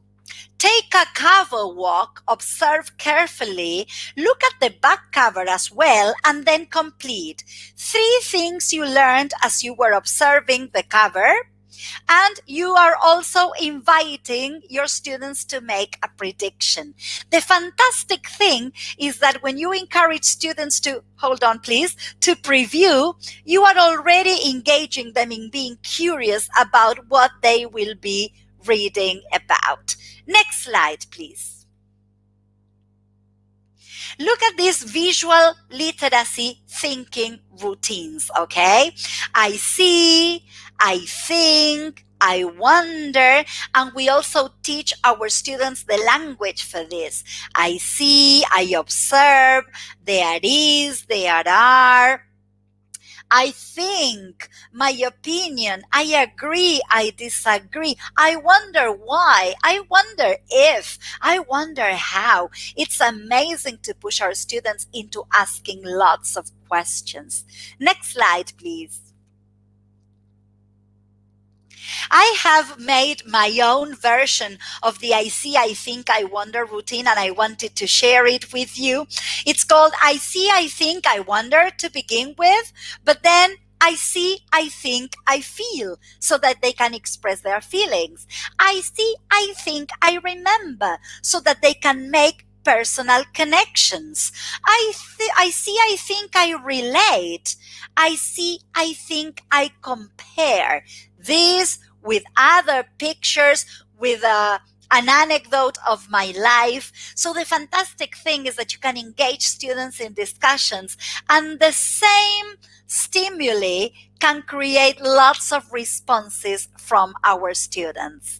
And of course, modeling this first, okay? You need to model it first. You need to show them how.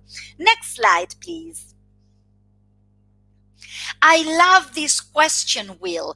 I always encourage students to pay a lot of attention to what they are observing. I encourage a lot of slow looking, and then I invite them to ask questions using who, why, where, how, what, when, what if, and then they bring the questions and we all together make attempts at answering them, discovering that probably for the same question we also have multiple answers. The fantastic thing about these ideas that I'm sharing with you today is that you can use them with a variety of visuals and with students of all ages. I forgot to say that, but you're going to have my email address at the end of the presentation, and if you want me to share the presentation and the graphic organizers with you, it will be my absolute pleasure. Let's move on, please. Next slide. I also love this graphic organizer. It's called Make Connections, okay? So students are going to choose the pictures, illustrations, or photos on a given page of the course book, for example, or on a given page in the reader they are dealing with, and then they are going to establish the personal connections they can make.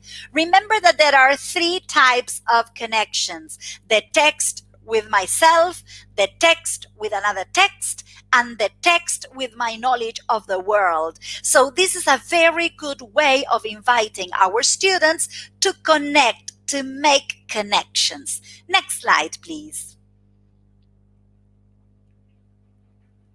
I love this picture detective, okay? It's called Be a Picture Detective.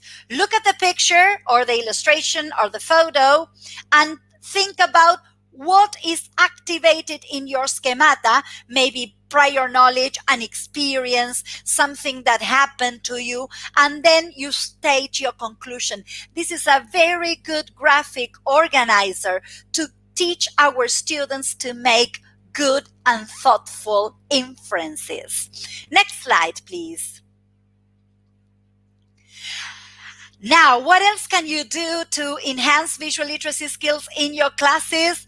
Bring a variety of audiovisuals to the classroom. Work with photographs, with illustrations, with maps, with graphs, with infographics, with video, with drawings, with mind maps, with graphic organizers and commercials, with works of art, and you will have amazing opportunities to trigger your students' thinking and language skills. Next slide, please.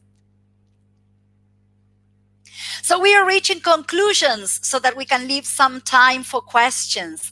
Visual literacy matters more than ever in a visual world. We need to rethink the assignments we are engaging our students in. We need to ask more thought-provoking questions. We need to promote more thinking opportunities. We need to engage our students in more discussions, because when we teach visual literacy strategies, we promote thinking, language, and communication. And most importantly, visual literacy provides unique opportunities to develop 21st century skills: creativity, critical thinking, communication, and collaboration. Next slide, please. So remember that if you want a copy of the presentation, it will be my pleasure to share. Here is the bibliography that is backing up my presentation. And in the next slide, I'm going to be saying thank you, everybody, for joining me today. You've got my email address on the slide, fernandezluve@yahoo.com. Please make sure you write to me, you send me an email, and it will be my absolutely delight to share not only the presentation with you, but the graphic organizer and visual literacy ideas that you can adopt and adapt. So thank you very much, everybody. Time for questions and comments now, I guess. Hello, Fred. Thank you for being a perfect assistant today. Thank you very much, Miss, for you. And well, yes, as you mentioned, we collected some comments and some questions. So the first question is from Jenny Faustino. She has two questions. The first question is this: do you know platforms or virtual tools to practice more about reading? This is one of them. And the second one is, how can I encourage my student to use more thinking skills? Well, I think there is a quote from Vygotsky that says that our students are educated in the environment we promote. So what I strongly believe in is that we have to develop critical thinking skills day after day. We have to teach explicitly all these skills. We have to model them, and we have to make sure that our students have daily opportunities to use them. Because when opportunities are daily, we build cognitive habits. So this is not going to be overnight, dear teachers. We will have to teach it. We will have to model it. It's going to be difficult at the very beginning, but if we constantly promote it, it's going to become a habit for the brain. All right. So it's about explicitly teaching. I see that somebody's mentioning Project Zero. Exactly. All these ideas have a lot to do with Project Zero from Harvard University. It has to do with slow-looking, visible thinking routines, making visible what's happening in our heads. Excellent. Next question is from Nick. Nick said, if we focus on visual literacy when we lose the enjoyment and beauty of reading novel? Oh no. Oh no. Visual literacy is a complement to traditional literacy. I am a literacy trainer. I would never, ever, ever, not in my wildest dreams, suggest that we stop working with texts. What we have to understand, and that's a very interesting question, is that because our students live in a digital world, the concept of literacy has become plural. Today, we talk about literacies. We've got the traditional literacy having to interact with a text, but one of the literacies, we've got digital literacy, we've got visual literacy. This is one more literacy to develop. The concept of literacy changes with the formats of information our students access. Thanks. And the other one is the nickname says Chucky, but it's not a name. Oh my goodness. So the question is this: how does the age of our pupils influence on the understanding of written text? Not all of them can make inferences. Well, actually, you would be surprised to see what research says. Inference is not a matter of age, all right? Children make lots of inferences, all right? The thing is that they make probably easier or more predictable inferences. I have a lot of material, if you happen to be interested, working with images with the children to teach them inference. So for example, I can show them a flashcard where there is a baby that is crying, and in the background there's the bottle of the baby on the floor. So I ask the children, what can you see? A baby. And what is the baby doing? The baby is crying. Why do you think the baby is crying? The one who pays attention to the bottle will say, probably because he wants to drink the bottle. So these are very simple and predictable inferences. As students cognitively develop, they will make, of course, more complex inferences. But if you're interested, because you work with young children, please do write to me. I see that a lot of people have missed my email address. So I was wondering if when we finish with the questions, we can show the last slide again. Fred, do you think you can be so kind? Yeah, at the end, we're going to try to show. And the other question is from Gonzalo Concha. How do you assess visual literacy? Well, you assess visual literacy by paying attention to the students' justifications of their answers. That is why visual literacy is so much more than what can you see. If I ask you, what do you see? And I show you the photo of a lion in the savannah, and then you tell me that you see a lion, I am just assessing your sight. But if I ask you, what does this remind you of? What do you connect with? Or what do you already know about this? I am assessing your capacity to relate personally with the image you are looking at, and I am assessing the kind of connections that you can actually make. If you are interested, once again, I can send you some very good checklists to actually assess our students' capacity to justify the answers they give as they answer our thought-provoking questions. Excellent. And last but not least, this is a comment from Chris Simons. With a shift from print-based media to digital visual, there is also a shift in attention span that is very difficult to adapt to, especially now with online education. Any comment? Any agree, disagree with this comment? Oh, absolutely. How could I disagree if it is so true?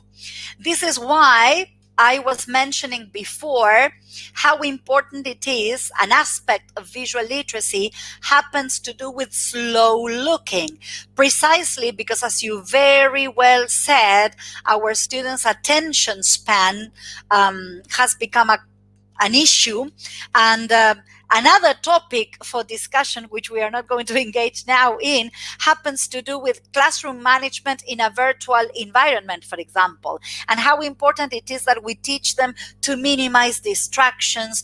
When we push them into slow looking, we really want them to slow down, forget about the rest, and focus on what's happening between them and the photo. It's not going to be easy at all, but it's really, really, really worth the effort.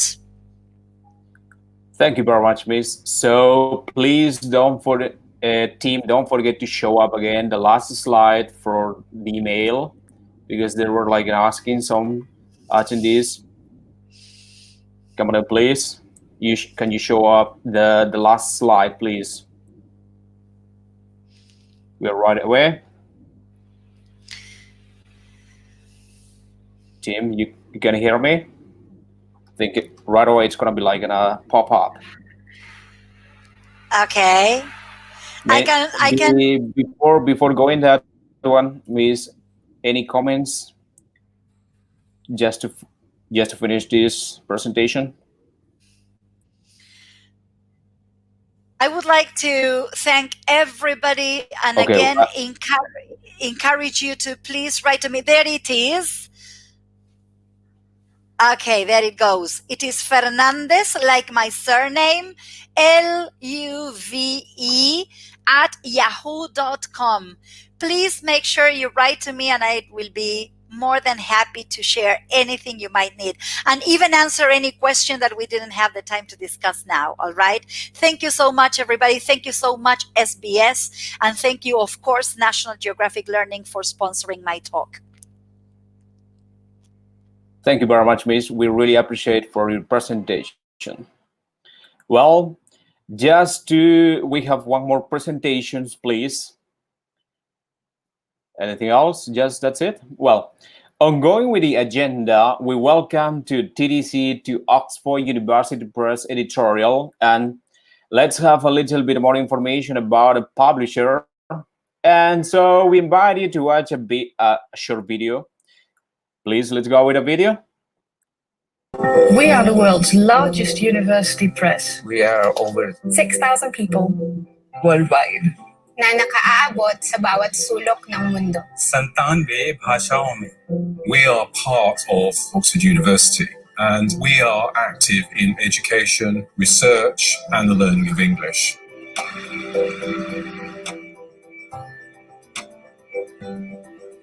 Education gives the children a wider perspective. It's a joyous process. There are billions of people looking to learn English in order to improve their lives.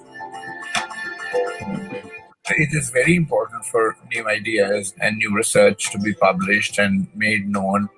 AUP has an outstanding reputation, and I think they're hugely well respected. We work with big tech companies, developers, and others to make sure that the rich tapestry of language is reflected in people's digital lives. We believe that education changes and makes a difference in people's lives. This is our passion. And our motivation for everything we do. It's our DNA. Education is the key to life. You can do whatever you want to do. It breaks the boundaries.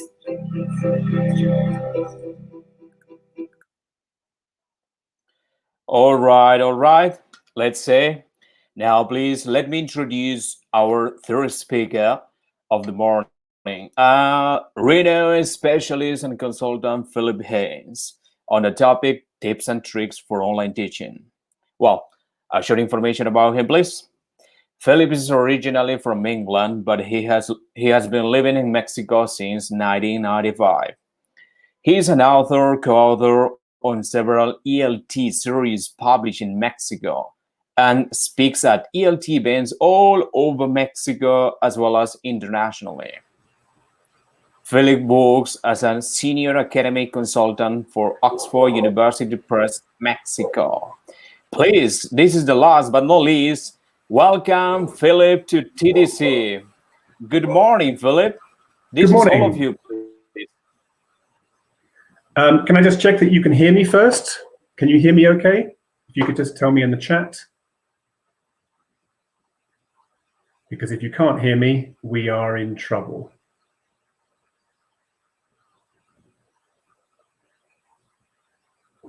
I can't see anything in the chat. Okay. Well, fantastic. Thank you very much. Okay. So, good morning. Thank you very much for putting up my slides. Hang on a second. How do we do this? Let me just check.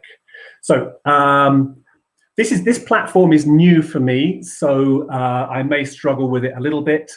This is all part of online teaching, getting to know your platforms. Good, great. So good morning. I am in Mexico City, so the time is still morning. Can you tell me in which country you are? Don't tell me the city because I won't know all of the cities. I wonder if you can tell me. In Peru. I wonder if the chat is going to be going slowly. I don't know how quick the chat is going to be going. I wonder where people are today. So yes, so good morning, welcome, or good afternoon, because I believe there are people not just in the morning. Some of you have already arrived to the afternoon, if I am correct. So, here it comes. Seems to be a little slow. Okay, this is one of the things we need to put up with, I think. Let me just play around with this. I need to organize my screen. Very good. Peru, lots of people from Peru, perhaps not everybody. Okay, so is Peru better than Mexico? Mexicans would say differently. Oh, in Spain, all countries have their benefits and their disadvantages. And all countries are wonderful in one way or another. So, okay, let's get started. My name is Philip Haines. Welcome, everybody. The topic is tips and tricks for online teaching. And I want to just first of all look at how I'm working with this. I'm going to be using a PowerPoint, but I don't like using PowerPoints in full screen. I'm not doing that today. I'm using it in normal mode. In that way, I have a lot of advantages of how I can work with this, and I can also see my chat. And for me, the chat is perhaps one of the most useful elements that we can ever have in online teaching. I like to have it completely open, and I want to be able to see what you're typing. Typically, if we're doing it in full screen mode, in presentation mode, depending on what platform you're using, it will change how you can see the chat. So I like to work in this particular way, and I'm going to be managing my slides. So this is not presentation mode. This is normal working mode, and I'll show you a couple of things about why I like to work this way. Okay, I have a structure for this session. All teachers produce lesson plans, sometimes written down, sometimes just in their head. And I think a good structure is a very important thing to have. If you've got a structure, you can work quite well, and you can always move away from your structure if it's not working for you. Good, brilliant. Oh, from towns I do not know in Peru. Anybody from another country? I saw from Spain. That's fantastic. So this is my structure. So I want to start first of all with your concerns about online teaching. Look at planning and structuring an online lesson. Look at teaching a lesson. I want to look at some ideas of how we might work with a lesson, some general suggestions and questions at the end. There will be a 10-minute section for questions at the end. But if you have any questions, please do type them. It may be going quite quickly. This is the problem of doing, if the group is very large, it's very difficult to track all of the chat. If you're working with a regular class of 20, 30, 40 students, it's much easier for you to be able to see what is happening inside the chat. So, from Bolivia, I've never been to Bolivia. Would love to go one day, hopefully. So any questions you have, put them in. Freddie apparently will be collecting questions, which we will look at the end. But if you put something in, I will respond to things that I can see. So your concerns about online teaching, and I want to start by looking at the Common European Framework of Reference, the CEFR. From Brazil. I don't know if my chat is going slowly. If my chat is going slowly, it will change the dynamics a little bit. Can you just tell me yes or no? Are you familiar with the Common European Framework? If you can tell me yes or no. This will also give me an indication of whether my my chat is going fast or not, because this does change the dynamics. You are a lot of people. Yeah, that's probably going to change the dynamics, isn't it? Okay. Yeah, okay. This is a problem, perhaps. No, it does coming through. So the question was, are you familiar with the Common European Framework? And I've got answers coming through saying, yes. I don't expect everybody knows it. It is called the Common European Framework. It is a framework developed for use initially in Europe, but it's used around the world. And we have these different levels. Yeah. Okay. And I've also put down the Common European Framework names, and I've also numbers, the A1, A2, B1, B2, but also sometimes they're called elementary, pre-intermediate, intermediate, upper intermediate. Okay, a question. And this, well, no, I'm not going to ask a question because I think the chat might be going a little bit slow, and I need to make sure that I'm not confusing people. Okay, the CEFR of technology, this is what I've put on the screen. In fact, the CEFR of technology is something which does not exist. This is my own invention. Essentially, what I'm doing is using the Common European Framework as a way to talk about teachers' ability to use technology. So,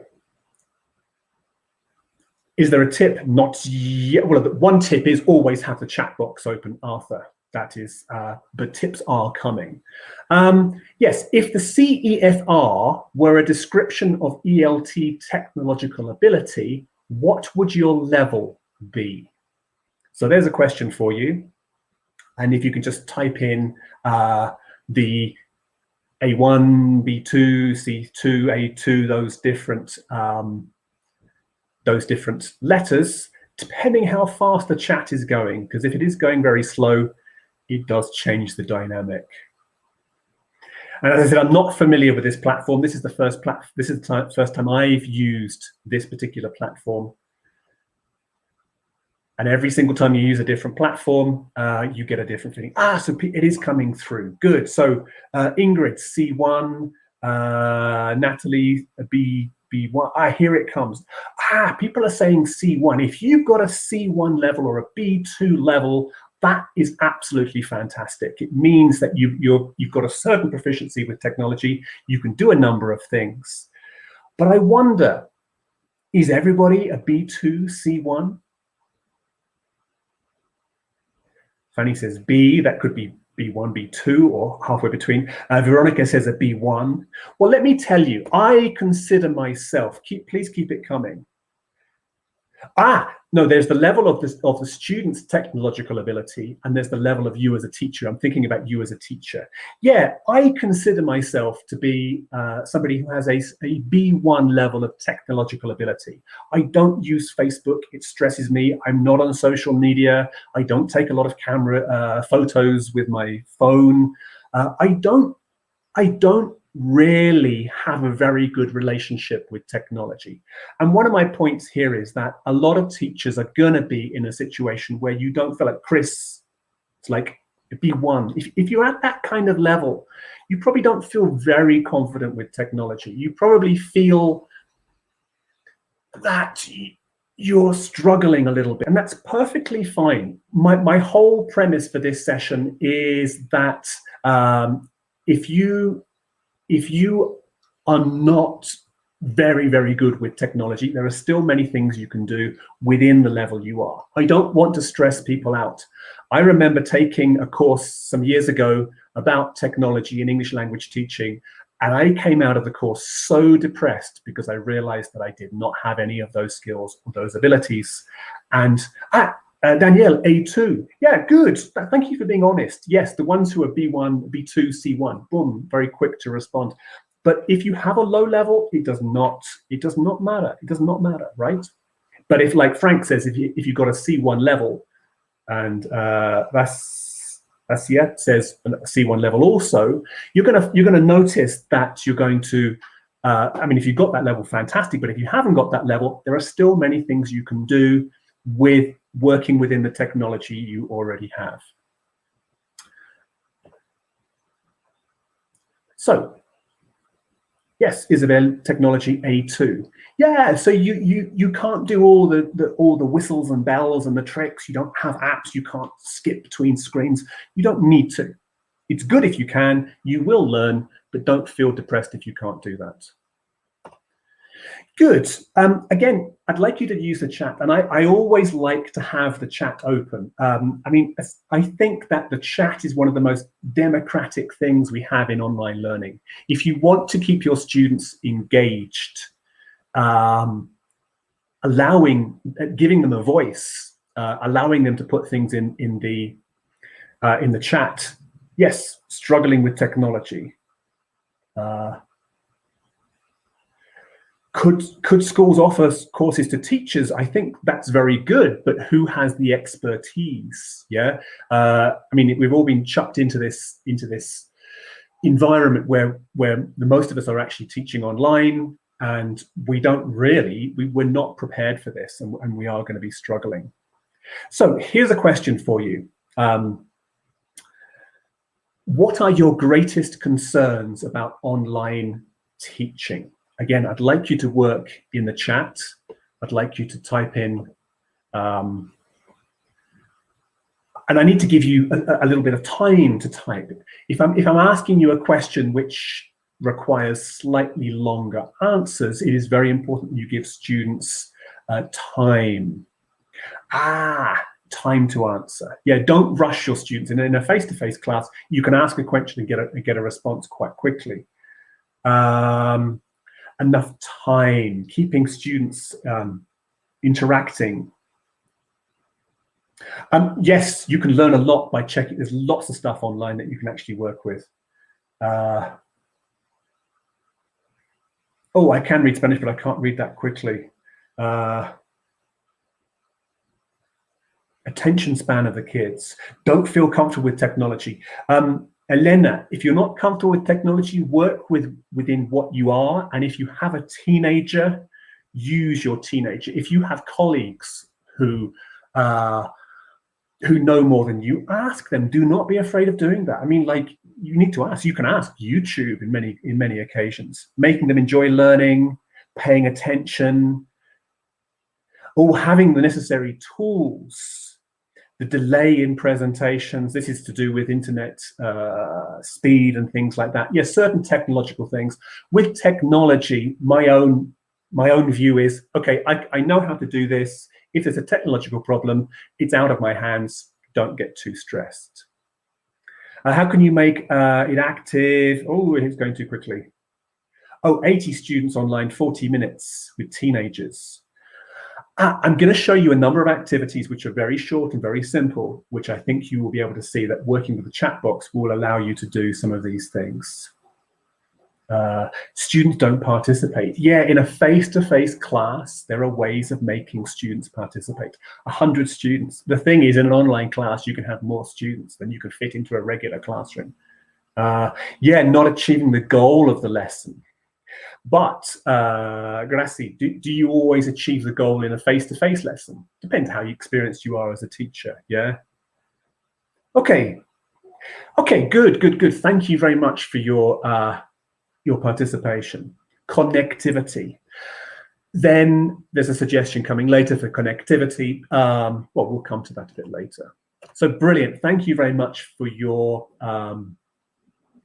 participation. I honestly believe that the culture of the chat box is one of the best things. I think I have a higher level of engagement because I'm allowing you to work there and responding to what students say. And it's going very fast, and I'm not always able to work with that. Plus, I am also dyslexic and I can't read quickly. Or feeling if students accept you as engaging, exciting as social media, gaming, etc. You're never going to be as exciting as a game, as the gaming experience, because a gaming experience has millions of dollars behind it with experts. You are who you are. You can't compete with that. I think how you can compete with them is the way that you structure a class and your teaching skills. Okay, so I've been working with a lot of teachers over the last 25 years, but in the last 6 months particularly, looking at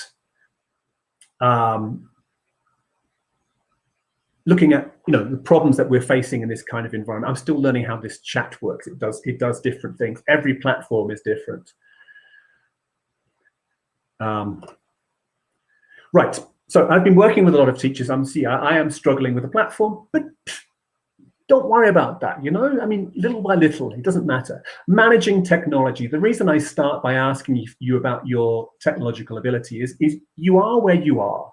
You know, oh, I want to be a C1 level in technology. Well, if you're an A2 level in technology, that's where you are. Your next goal is to just move up slowly, get a bit better with certain things. Motivation. I'm going to come to that one. Yes. Yeah. So technology, you are where you are. Go on to YouTube, check videos, ask other colleagues, see what you can do. You know, just improve a little bit. Yeah. Don't try to do everything at once. Work with what you've got. And for me, working with PowerPoint in this particular way, it gives me a lot of flexibility, and I can move between my slides. I can also use it. Let me just show you. I can also use it as I am dyslexic, I can't write quickly.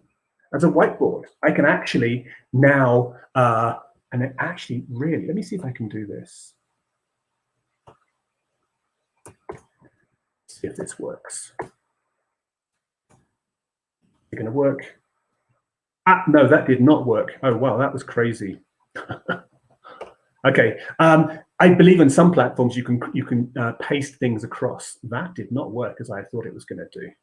So I'm going to cut that one out and go back. Yeah, you see, I'm trying things out. As I said, I'm not amazingly technologically advanced, but you can actually, in some platforms, copy things across to your slides, use your slides as a whiteboard.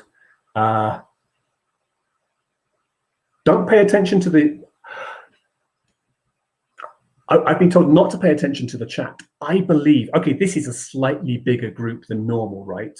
I do personally believe that as a teacher, you do need to be paying attention to the chat. I don't know how many people are in the room, and I do sometimes get distracted, but I believe that you as a teacher in your regular classrooms should be paying attention to the chat and what people are actually saying, because it gives them a voice. So Ross, yes, I agree, and I do get distracted, but I do believe I do need to pay attention to what my participants are saying. Getting students to speak is another thing that people mention sometimes. In a regular face-to-face class, you can ask the student something, they will speak back. But in this kind of environment, it's more difficult to get students to speak. My suggestion would be to turn a lot of the speaking activities into writing activities. Sometimes as teachers, we don't give enough practice in writing. Writing is not speaking, but it is a productive skill, and it will develop grammar, confidence, and it will get your students working. Engagement and motivation, people mentioned this, yeah?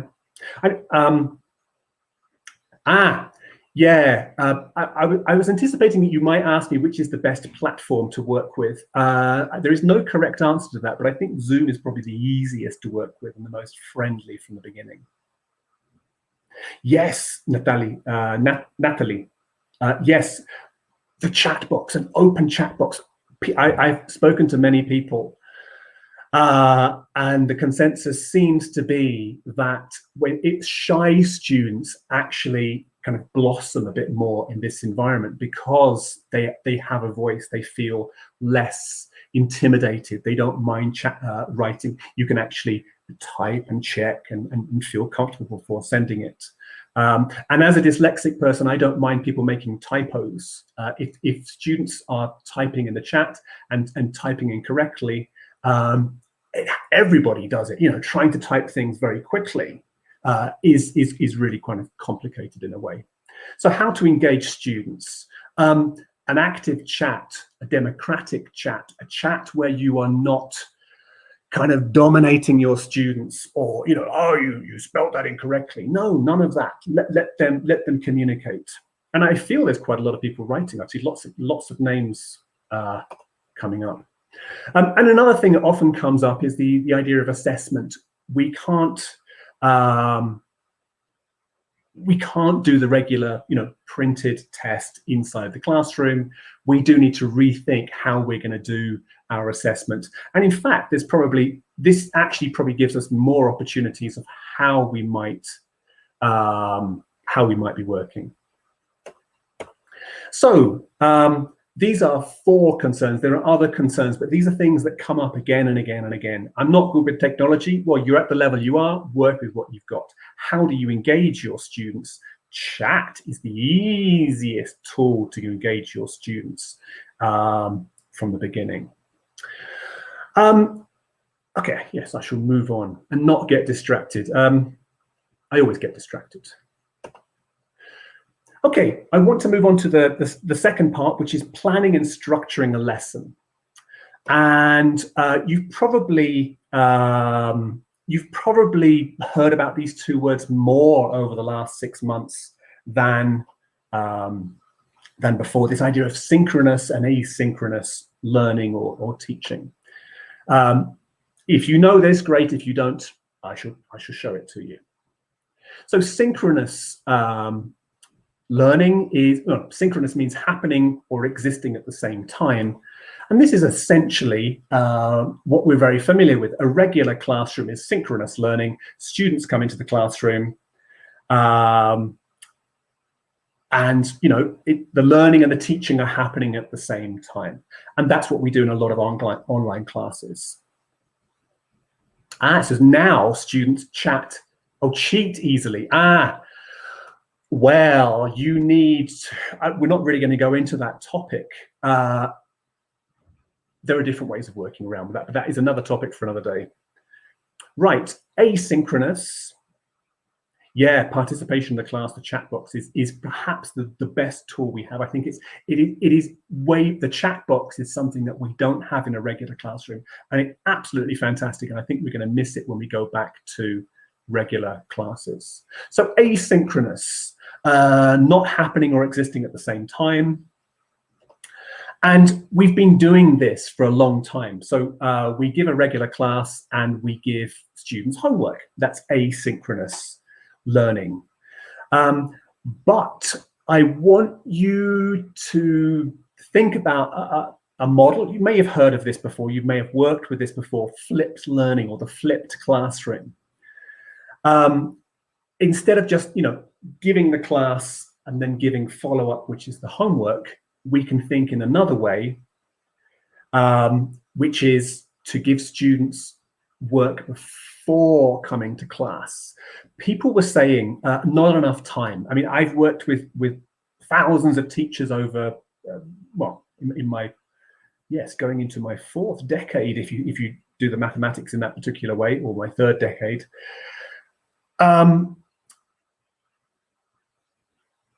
And I've lost my track. This is what happens to me. It's having a dyslexic brain, I think. The way we typically work is teach the lesson, give the homework. All teachers I talk to, the thousands of teachers I've spoken to, all say that we don't have enough time to give a class. Then stop thinking so much about homework, but think about assigning things before coming to class. Franco, yes, record their voice and check their pronunciation. In fact, if students have a cell phone, regular one, you can do so many things with this. Ask students to practice the new vocabulary by speaking it into Google voice recognition and seeing if it throws up logical results for that kind of stuff. For assessment, why not get them to do things like voice recording a little presentation or a video recording a presentation, something like that. But an idea I want to move on to, in fact, that's coming up in the next section, is some suggestions. And one thing I think you should try to do is train your students to do listenings before coming to the classroom. People were saying there's bad connectivity in certain parts of the world. If you've got bad connectivity, a listening is not going to work very well across an interactive an internet class like this. If you get students to do the listening before coming to the class, they're more likely to listen to it twice, ask questions, maybe check the audio script, and then when you come to the class, you're not doing the listening, you're working on the comprehension of the listening and going into the language. Yeah. And a lot of publishers, I mean, my publisher is Oxford. We have made available the audios for the teachers and for the students. Flipping the classroom.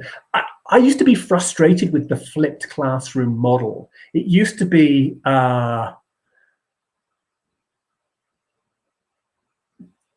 don't get distracted by the chat. I was told not to do that. I lose my track. Yes. Okay. So yeah, I used to get really frustrated with the flipped classroom model. These beautiful things, oh, do this, make a video for your students. We don't have time. But if we ask them to, and we train them, we will need to train them. If we ask them to do that before coming to the class, train them little by little over several months, weeks, then, they're building up some autonomy, and then they're coming to the class with questions. We're not just testing them inside the classroom. Oh, musics. Boom. Roberto says, example of music in English class could be, why not ask your students, choose your favorite song, tell me the link for the video on YouTube, and then say why it's your favorite song. And that can be done exclusively outside the classroom. And then the students are coming in and hopefully will have been able to see other people's videos, and then you discuss why they like it. Okay, changing the dynamic as more frequent. I think we need to change the dynamic more often in this kind of environment. How can we engage students? Okay, giving them a voice, allowing them to work in the chat is one thing. Changing the dynamic quite frequently. There's a number of little things you can do, some kind of very quick activities. I want to do one now, see if the chat is going to work with me. Can I ask you, everybody is sitting in front of a computer, I imagine, or a phone, or an iPad, or something like that. Can you type into the chat, can you tell me something you can see from your computer? Not your computer, but something you can see from your computer. So can you type into the chat something you can see from your computer?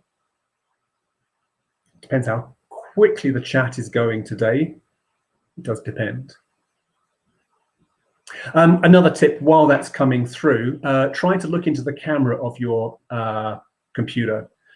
It gives the impression that you are looking at your students. I'm not looking at you, I'm looking at the camera, but it gives them more, it changes the dynamic. A tree, a door. Okay. A TV. I don't know if you're watching it on a TV. Aha. Curtains.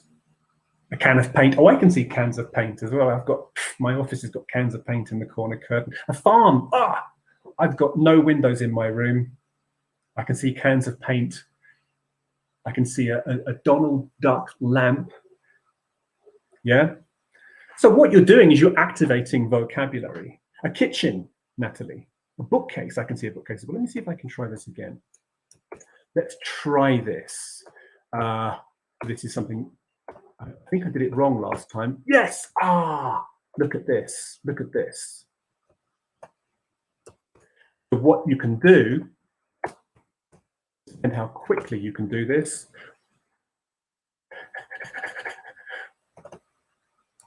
See how I can do this. And this is a great way of collecting vocabulary, right? It's going too quick, but you see what I've done. I've used my PowerPoint presentation, which is open in normal mode, and I've collected it and I'm using it as a whiteboard. My naughty cat, my photo, vocabulary. And what are you talking about? You're talking about yourselves, your environment, no? Yeah? Isn't that not very simple? Very, very simple. Yeah, and I've used my slide as a whiteboard so I can see my chat. It's a dynamic space. I've got my slides. I can go up and down on my slides as I wish. Brains get bored if you talk for more than 20 minutes. Yeah, and I don't know if you use whiteboards. There are many different options for whiteboards.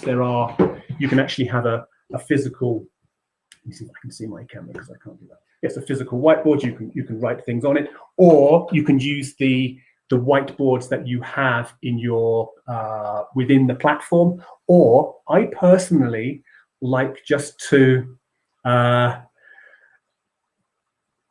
just like to have the PowerPoint presentation open. I mean, you don't have to use PowerPoint, but then if you've got it open in this mode, you can work in different ways. Good, brilliant. So changing it, yeah. Oh, images. Images are absolutely brilliant. I don't use a lot of images because of copyright.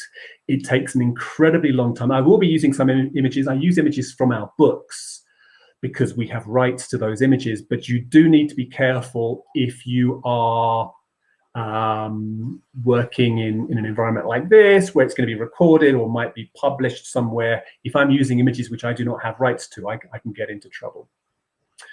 Planning your questions carefully. Every single teacher needs to plan their questions very carefully, but it is great things coming in the chat. I hope you're looking at what other people are saying. Every teacher does need to plan their questions very, very carefully, but it's more so, it's more important inside this environment. And we're going to come to some examples in a minute. We're going to do some examples. So plan your questions very, very carefully. Put them clearly. You can even then do the same thing again. I could open up another slide and I could type my question. I'm not going to do that. Keep your students active. People are giving suggestions. I hope you're following suggestions that other people are saying, because this is an opportunity for you to share with each other. Yeah. And I personally think the classrooms that I like most, the online classes, are the ones where the students are communicating with each other. It's not just the tutor communicating with the students communicating with the tutor, or vice versa. Yeah, keep your students active. Oh yes, there are places to get images, but it's so much work. And honestly, how much time do we have? Do we have enough? Do we have 5 minutes to find that image? And I do agree, images are absolutely beautiful and great. I don't use them because of time restrictions and stuff like that. Empower your students. I'm trying to empower you a little bit. I mean, I don't know you. It's not going to work. It's the same in this environment as in a regular environment with your students that you know, but I want you to participate. I want to give you some power. And I'm going to move on to this section. We're going to do some activities. So teaching a lesson. How can I teach you how to teach a lesson in just a few minutes? I can't really do that, but what I can do is give you some suggestions. Right, I'm going to use a couple of pages from a book, which is from Oxford. It's called Oxford Discover. It's chosen pretty much at random.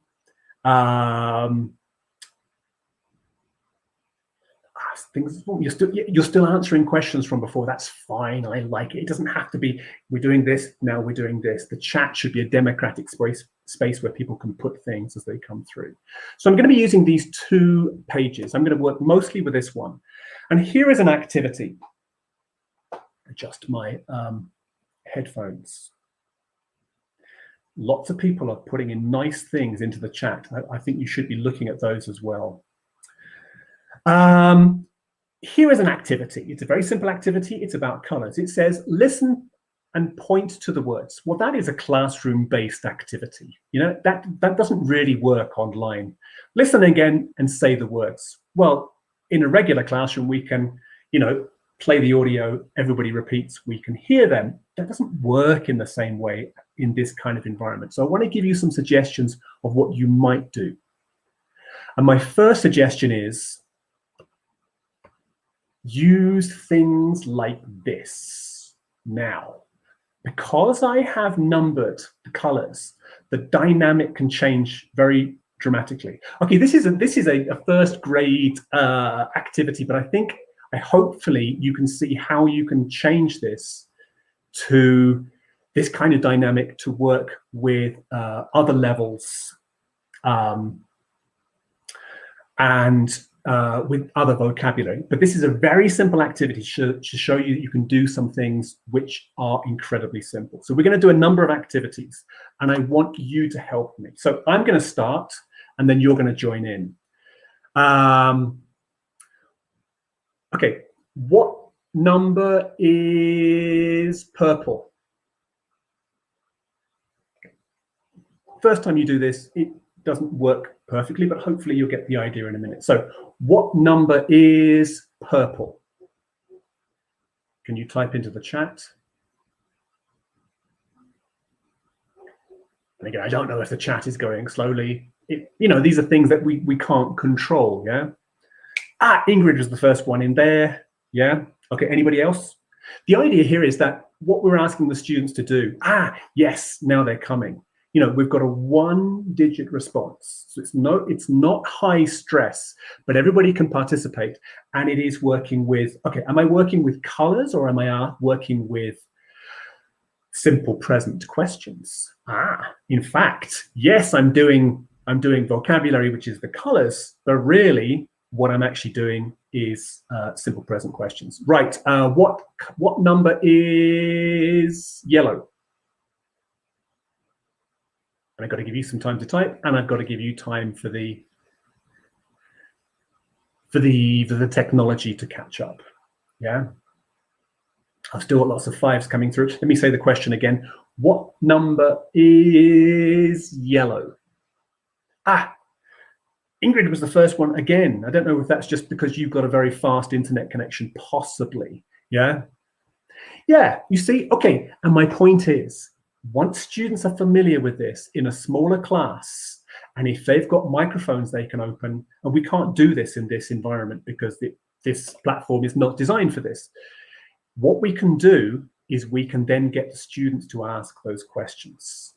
I'm not going to do it here because the technology doesn't allow that interaction and the room is too big, but what do you think? Do you think your students would enjoy, once they become familiar with the question, do you think they would enjoy being able to ask the question, not to you, the teacher necessarily, but to the other students?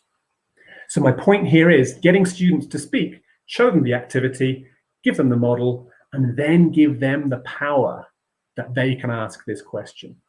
Okay, I think the chat is going a little bit slow to make this work, but look at this. You can change it around. It's not exactly the same thing. Yeah, there's a lag. Yeah, that's the way it is. Yeah. What color is number? Yeah. And again, what I would like students to do is to ask. I would practice that with the students, and then I would get the students. You know, who wants to volunteer? Raise your hand. Okay, Juanita, can you ask that question? And they participate. Stop doing the work yourself. So let's see if the chat is coming through quick enough. What color is number? No, in fact, no, let's do this. Yes. What color is number 4? They could do it in a breakout room as well. And people are suggesting different apps and sites that you can use in order.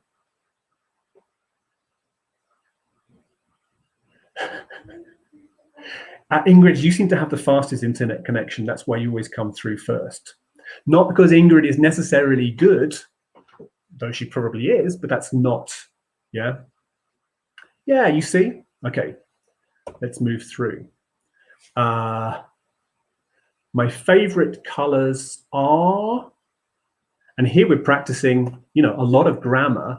So can you type in, what are your favorite colors? What are my favorite colors are, da-da, da-da. Can you type those in? And then what's happening is the students are then using information from the other students. No, I think you have a fast internet connection, Ingrid, but you probably are good as well, yeah? So, the idea here is that, Maria Isabel, you've actually changed my activity, yeah. You've actually saying pale green. You've actually gone further than the original vocabulary. But here, I'm asking the students to say what their favorite colors are. And you're actually doing like a poll. It's the students' information. You know, ask me, teacher. Brilliant. Hernan, blue and green. Brilliant. Yellow and green. Da, da, da, da, da. Yeah? Who's doing the work? The students. And then I could ask them, the chat is going too slowly today, but I could ask them, okay, so what are the most popular colors? Yeah, and that all of that information is coming from the students. And if you've got microphones, open the microphones. Juan, much more effective because of the numbers 2 and 6, red and black. Ta-da! That's very effective, Juan Carlos. Yeah, who's doing all the work? And sorry, I need to calm down, drink some coffee. Stop getting excited. When students become familiar with this, then they can take this on. They can ask these questions in the chat or in breakout rooms. You see, and it's very simple material. Okay, a couple more. I'm going to ask you a question. I know I still have other answers coming from other questions because the internet is a little bit slow, yeah? Maybe that's my fault, maybe that's Mexico's fault, who knows? A question. See if you understand this. How much is blue and brown? How much is blue and brown? So I do need to give some time because I think the internet is a little bit slower than I would like, maybe because that's the number of people inside the room. But my question was, how much is blue and brown? Ingrid, you got beat by Freddie, but then Freddie is in the room. Okay, right. Can I ask you? This is not going to work perfectly because there are too many people. Can you ask the same question? Can people ask the question and I will respond to your questions? So I'm your student. Yeah, you are the teachers, I am the student. Can somebody ask the question, how much is and can you type that into the chat?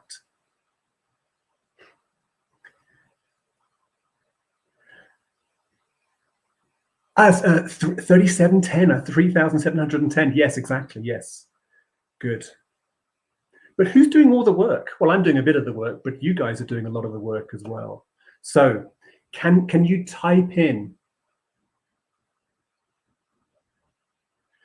how do you build up confidence? By giving them activities. I mean, if you give them these questions, you work with these questions for a few minutes, you do some modeling, you do a little bit of pronunciation, and then you encourage the more confident students to have a go, you know, little by little. Dalilia. How much is green and purple? How much is green and purple? 11. How much is green and white? 12. John. Oh, how much is 5 and 1? Nancy, you're doing it very well. Well, that is, yeah, that's changed it slightly. Yeah. How much is blue and white? Blue and white is 11. No? Yes. How much is, and now what, Gina, you're doing something different from what I asked you to do. But is that bad? Yeah. How much is blue and 5? Oh, very nice, Freddie. You changed the dynamics again. You know, this fascinates me. Blue and 5 is 8. Yes, yes. Do you see my point? Do you see the point I'm trying to make? Okay, one last one. Okay, I'm not going to stop you now because everybody's you know, you have a certain amount of power. The last one, and I want you to type in some of your suggestions. I'll give you an example. What color is under number 2? Anna, how much is purple times green? Oh God. 20, Anna, is that correct? You're going to have to tell me. Do you see what's happening? This is such a simple thing, but no, I can't stop you. I mean, there was a question coming. What number is under number 2? Is black. Yes, 6 or black, the correct answer. Can somebody else, can you type in some answers? Oh, 3 times green. 12. Janet. Yes. And what's actually happening is that, you know, you are the students are getting you doing something. You're empowering them to do certain things. Yeah. So hopefully you can see. Yeah, no, I can't stop you. I don't have time to respond to these. I've given you like 5 different examples of what you might do with this simple thing. So simple, so beautiful. Simplicity is so complex. This is something. What number is opposite 8? Ooh, 1. Okay, stop being distracted, but don't stop yourself being distracted. These are coming from the students. Cynthia, so simple, right? Yeah. And I've seen lots of, you know, typing mistakes. It's about communication. I mean, we get a lot of opportunities to get them to write. It's a speaking activity, really, but turned into a writing activity. But we can get students to, you know, raise their hand and take the opportunity to take the role, and then that can, yeah. And Priscilla, who is doing the work?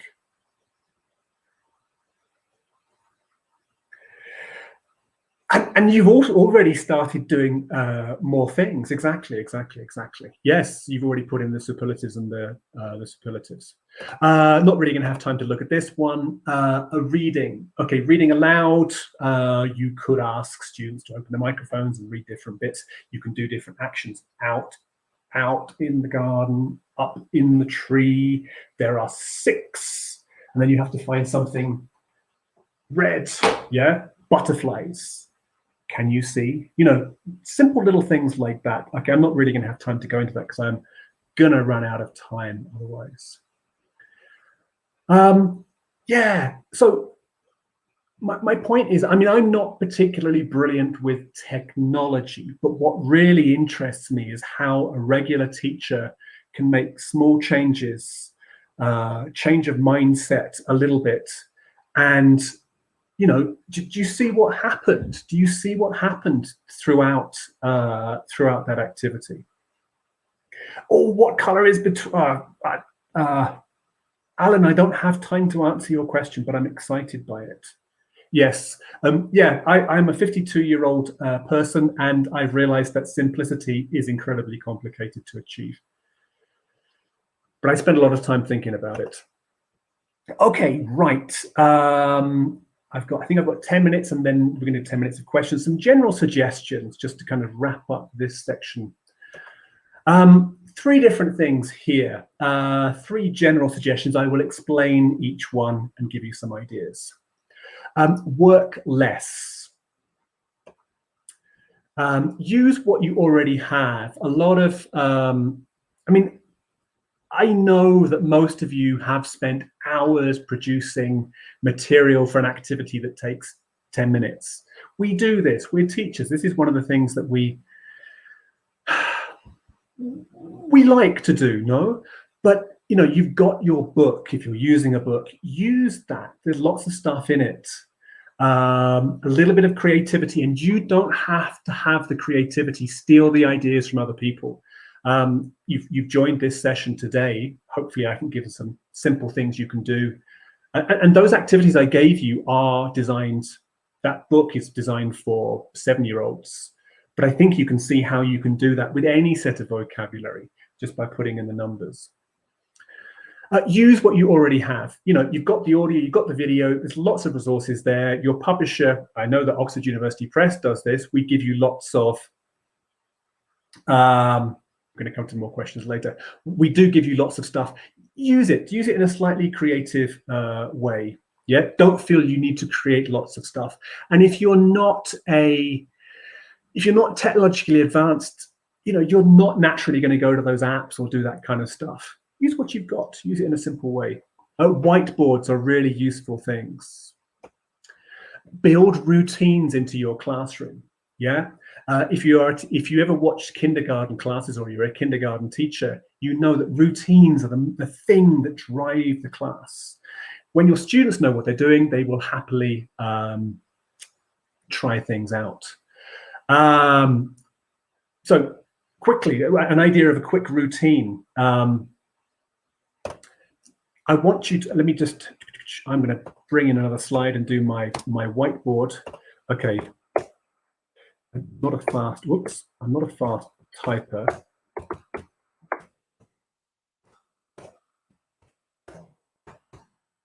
Okay, right, quickly, in the chat box, if you prefer cats, write the letter C, whichever way it is on your camera, and if you prefer dogs, write the letter D.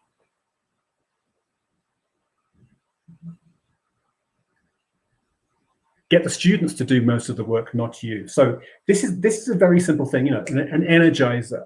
Yeah. Again, the chat may have gone slow. So if you prefer cats, can you write the letter C into the chat box?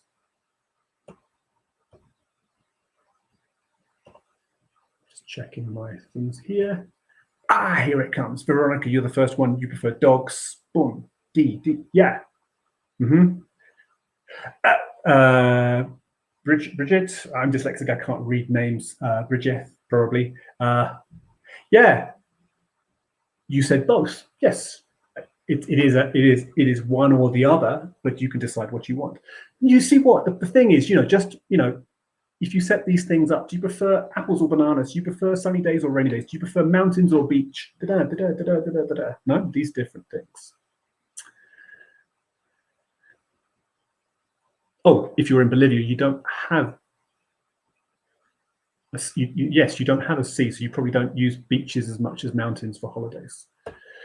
Right. So build routines into your classroom. Boom, boom, boom, boom, boom. You know, you're responding. It's very much just one digit. Give the students the power. We've still got questions coming through. Yeah, answering different things. Those suggestions I gave you. I mean, it's a very simple way of giving students some power. And I think students will enjoy it. So it's a way for you to assess your students. You can see what they are. You can see how well they're working. It's not formal assessment, it's informal assessment. You're getting them to produce, maybe not so much speaking, but more writing, which sometimes we don't develop enough. Recycling language is really important. The thing about the colors I was doing earlier, is it about colors? No, it's about the simple present, to be honest, and listening comprehension and typing and students giving their opinion and students participating. So giving students power and listen to other teachers. The piece of advice I used to give was go and observe the teacher in the next classroom. If you've got a spare 5 minutes, observe the teacher in the next classroom. You will learn so much. Even if they're a good teacher or a bad teacher, you will learn a lot. Zoom. If you have a blackboard, a whiteboard in Zoom, and I don't remember. No, let me not go into that area. Let me not get distracted. I'm getting excited. This is my problem. Observe other teachers, see what other teachers say, listen to other teachers, talk to other teachers about their experiences. Oh, I tried this. It's really simple. It works. Ta-da. Yeah. Okay, plan B. Every single teacher should have a plan B. I sometimes work with young teachers or younger, less experienced teachers, and they go into a classroom with a beautiful lesson plan, but no plan Bs. Plan Bs are incredibly useful. Have things up your sleeve, yeah? And where are you going to get them from? You don't need to create them yourself. Steal them from other teachers. Listen to other teachers. There's so much stuff around there on YouTube, yeah? That kind of thing, you know.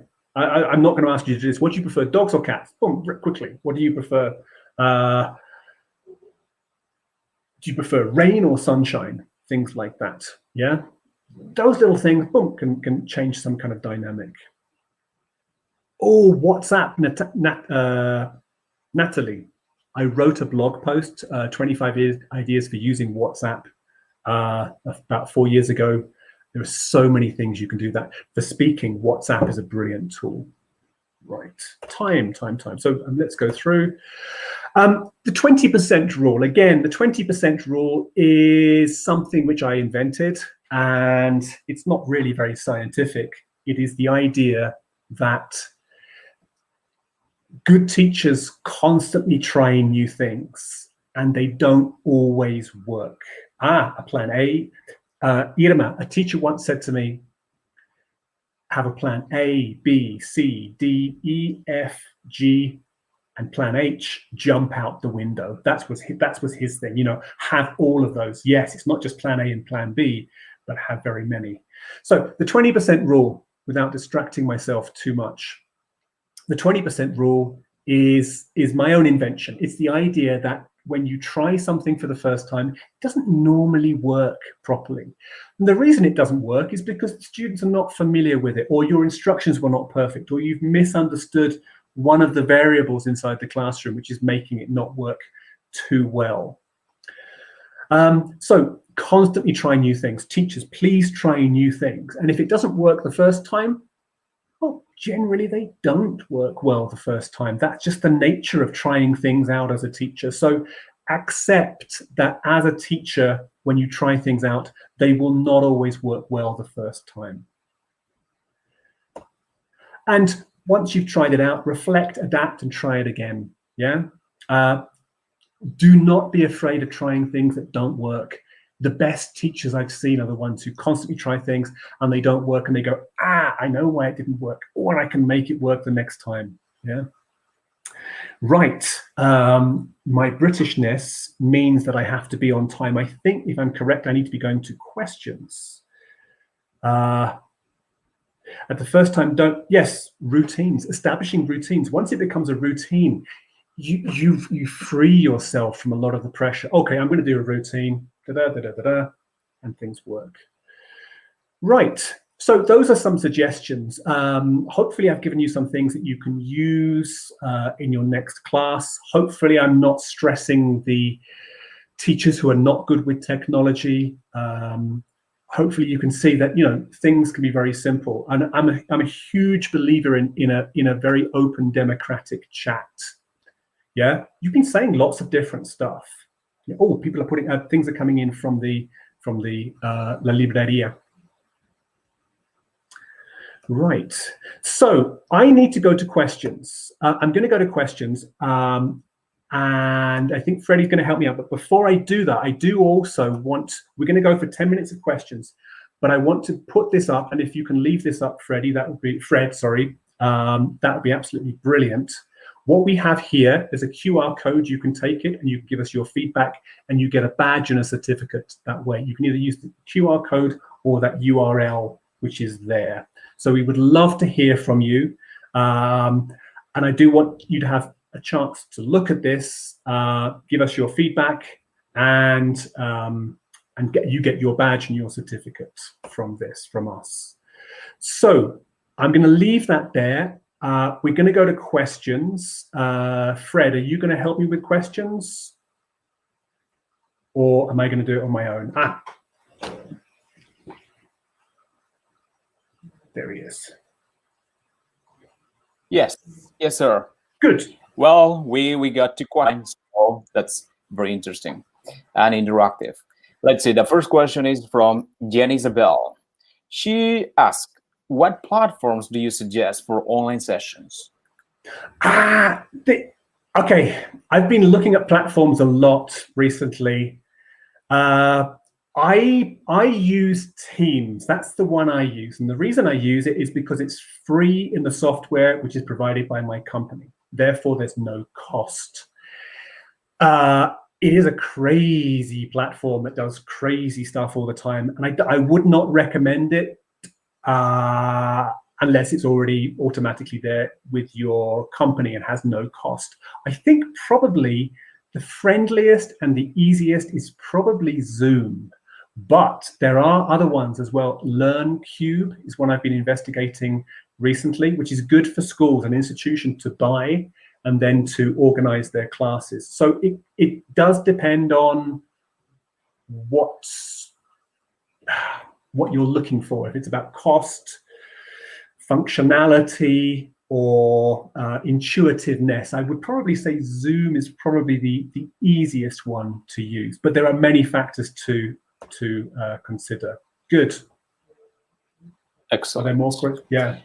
The next question is from Gonzalo Concha. So his question is this: how would you organize a 90-minute session? What would the stages be? Oh, it does depend on the topic. A 90-minute, I mean, a regular class, right? You would need to have, okay, it's a bit difficult to answer that question in one go, but in a regular class, in a 90-minute session, you might have 5 tasks or something, or 5 blocks. I would probably put in a few more, 6 or 7 different blocks to make it a bit more dynamic.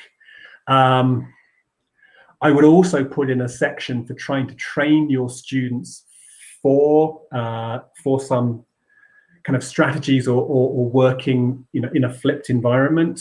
I would also, something which I think is really important, in a face-to-face class, there's a kind of a social element, right? Students talking to the people next to them. Maybe you have a chat with the teacher for 5 minutes at the beginning. I've seen many teachers do that.